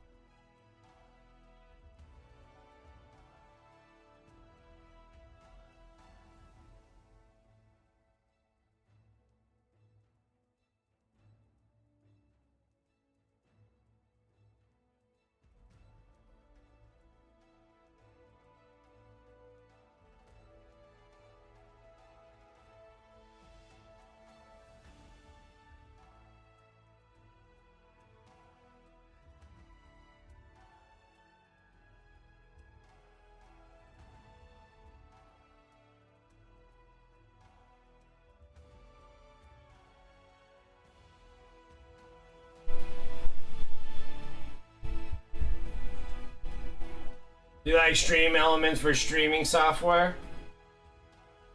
I've never even like pulled stream elements. I never even dug in there since I already got Streamlabs OBS already up and going. Because by the time I got Streamlabs OBS going, like Stream Elements was just getting like introduced as a thing for a new OBS system. And I just spent all this time getting everything set up with Streamlabs that I was like, I don't want to spend all that effort of trying to figure out another OBS.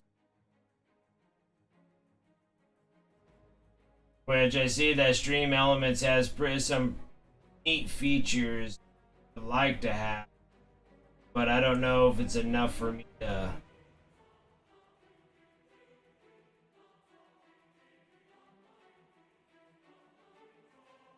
change over.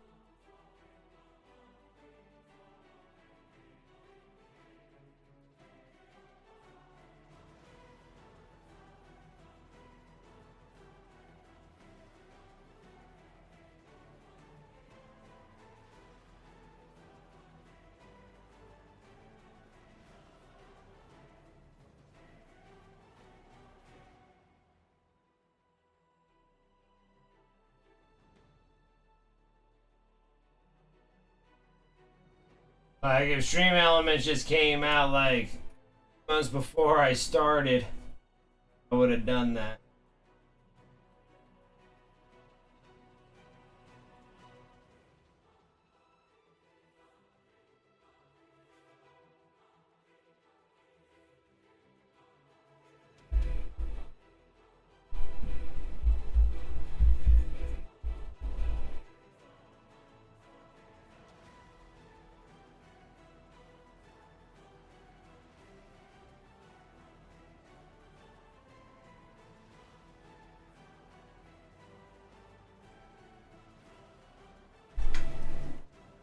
Ooh, that's a lot of lining work. Got a handful more to do.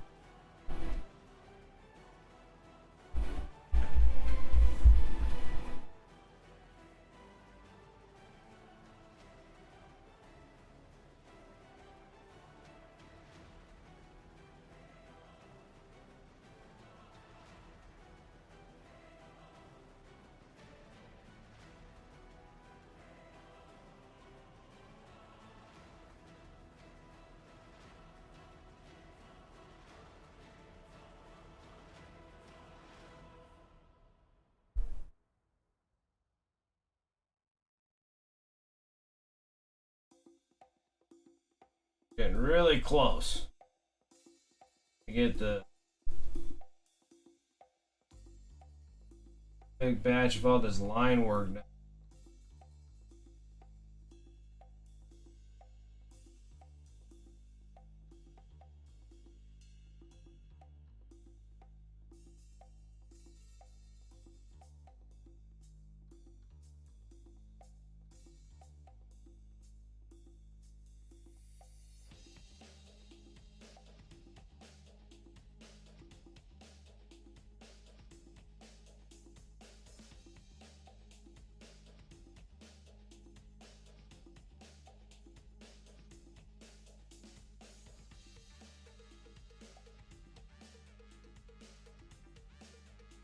Little bit of complications.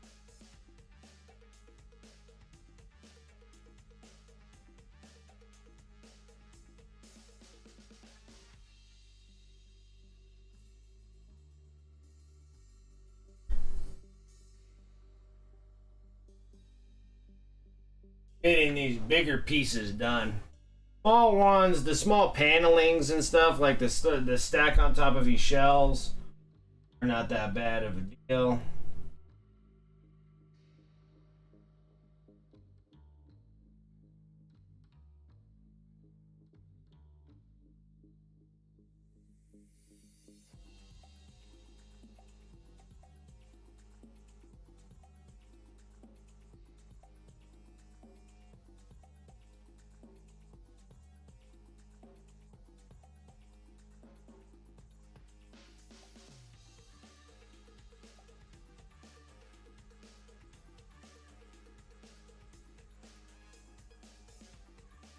Like I said, this would have been much easier if I had this sub-assembly where the top half wasn't attached to the bottom with the legs. Finish painting it and then gluing it together, it would have been a lot easier. It's just another time-consuming thing of kind of working around like this tail. stuff where it'd have been nice not having the tail in place. Tail could be attached, that's not what I'm saying, it's just that it stay with the bottom as I'm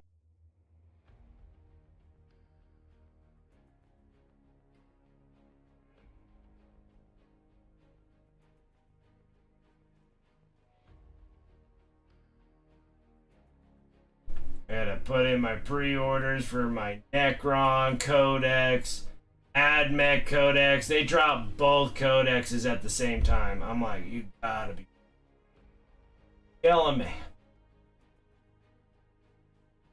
Why at the same time?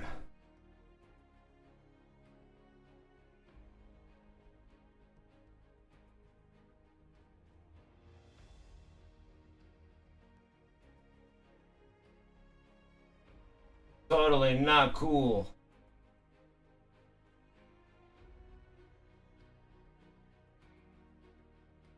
Dropping them in pairs. Oh no.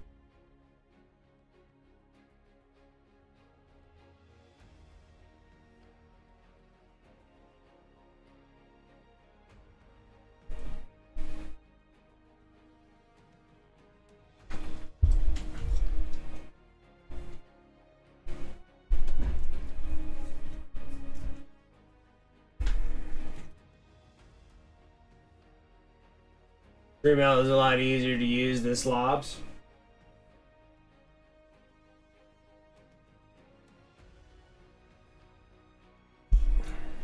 They just sell the app code for like 20 bucks.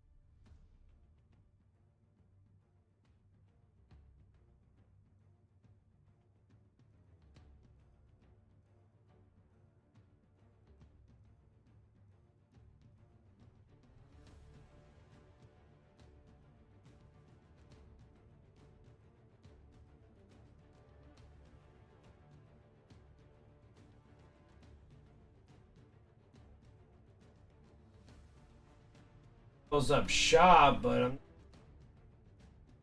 like 3/4 done on this thing.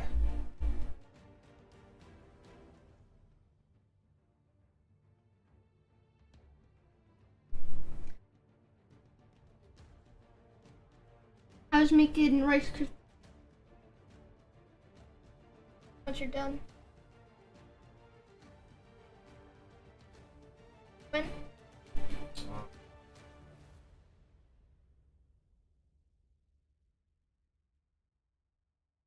I got the butter.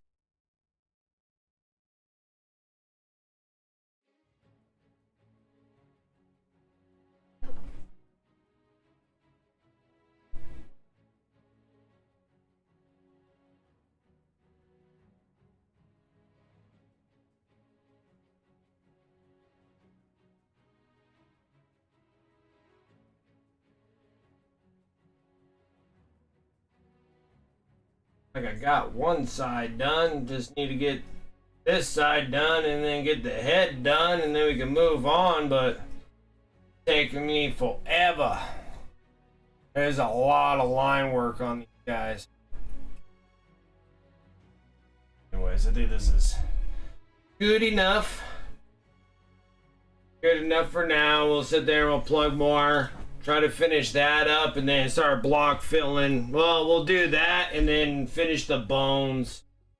Because I have all these browns and everything of that sort. So we'll finish up the rest of the edge highlighting on the purple. And then start working on the bones.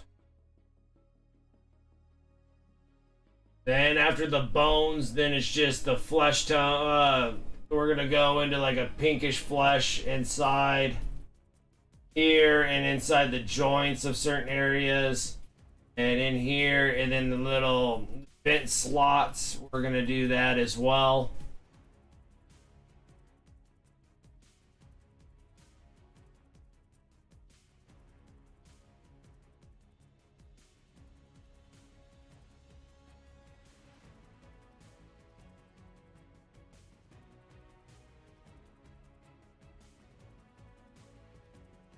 I just got to get this part looking like the rest.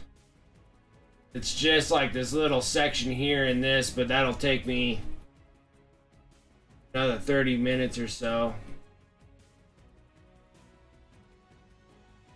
But at least it's starting to show some sort of progress on here, because before it didn't look like we were doing anything until I started getting the edge highlights rolling on it.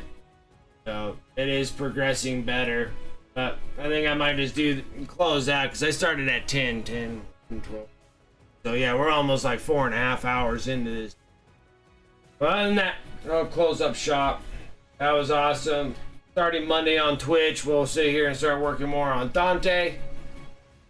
And try to get the Imperial Knights done, so I'll have the Knights all done. Then we're going to switch over and do Space Bros, Ultra Bros.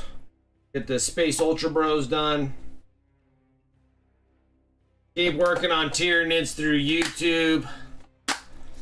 I guess I could do on times where I don't have much I'm doing or I'm not very busy, then I can sit there and kind of do roll videos and just start painting stuff.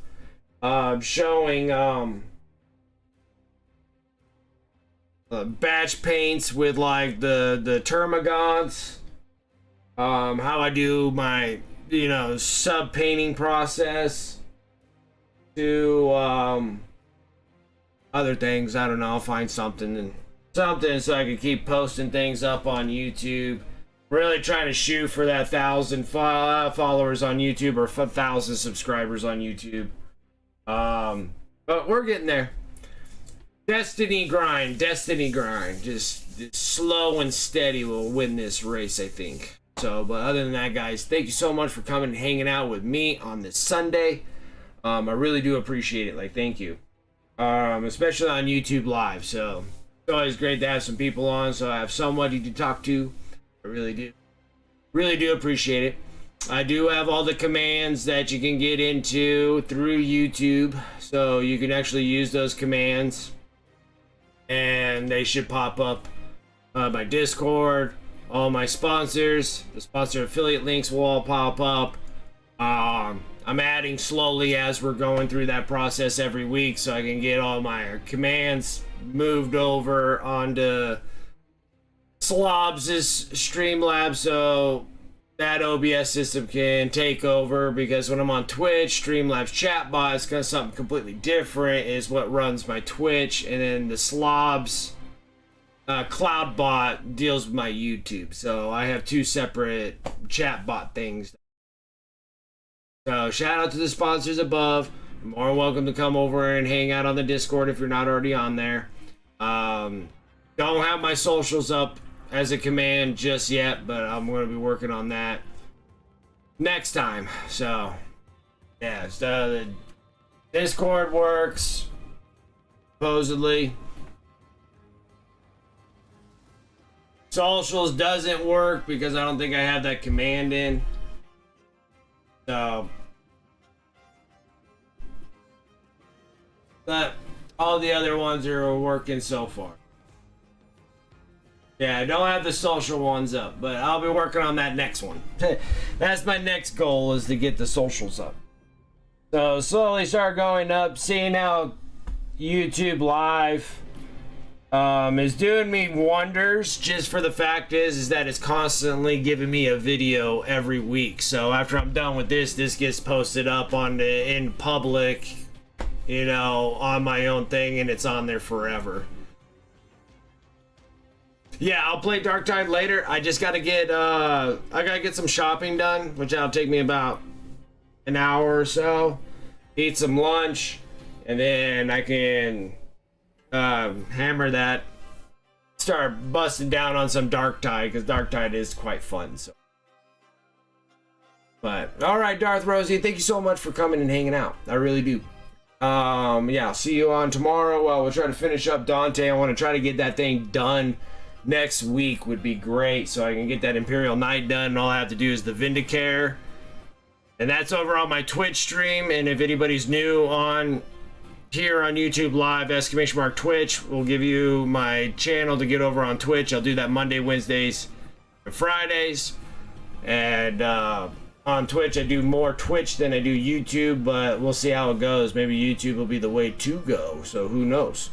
Don't know until we try it, right? And we got to try it and do the grind just like we did with Twitch.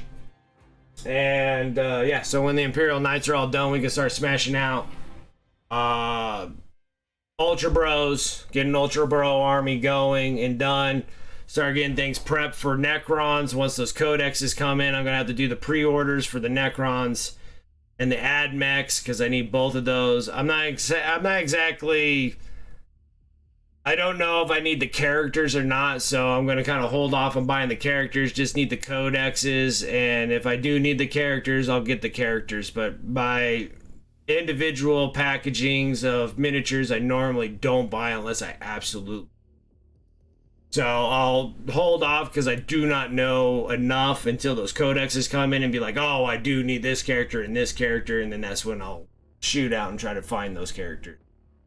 So, but other than that, guys, thank you so much for coming and hanging out. I really, really appreciate it. I'll catch you guys over on Twitch on Monday. Everybody else, have a wonderful rest of your Sunday, and I'll talk to you guys later. See ya.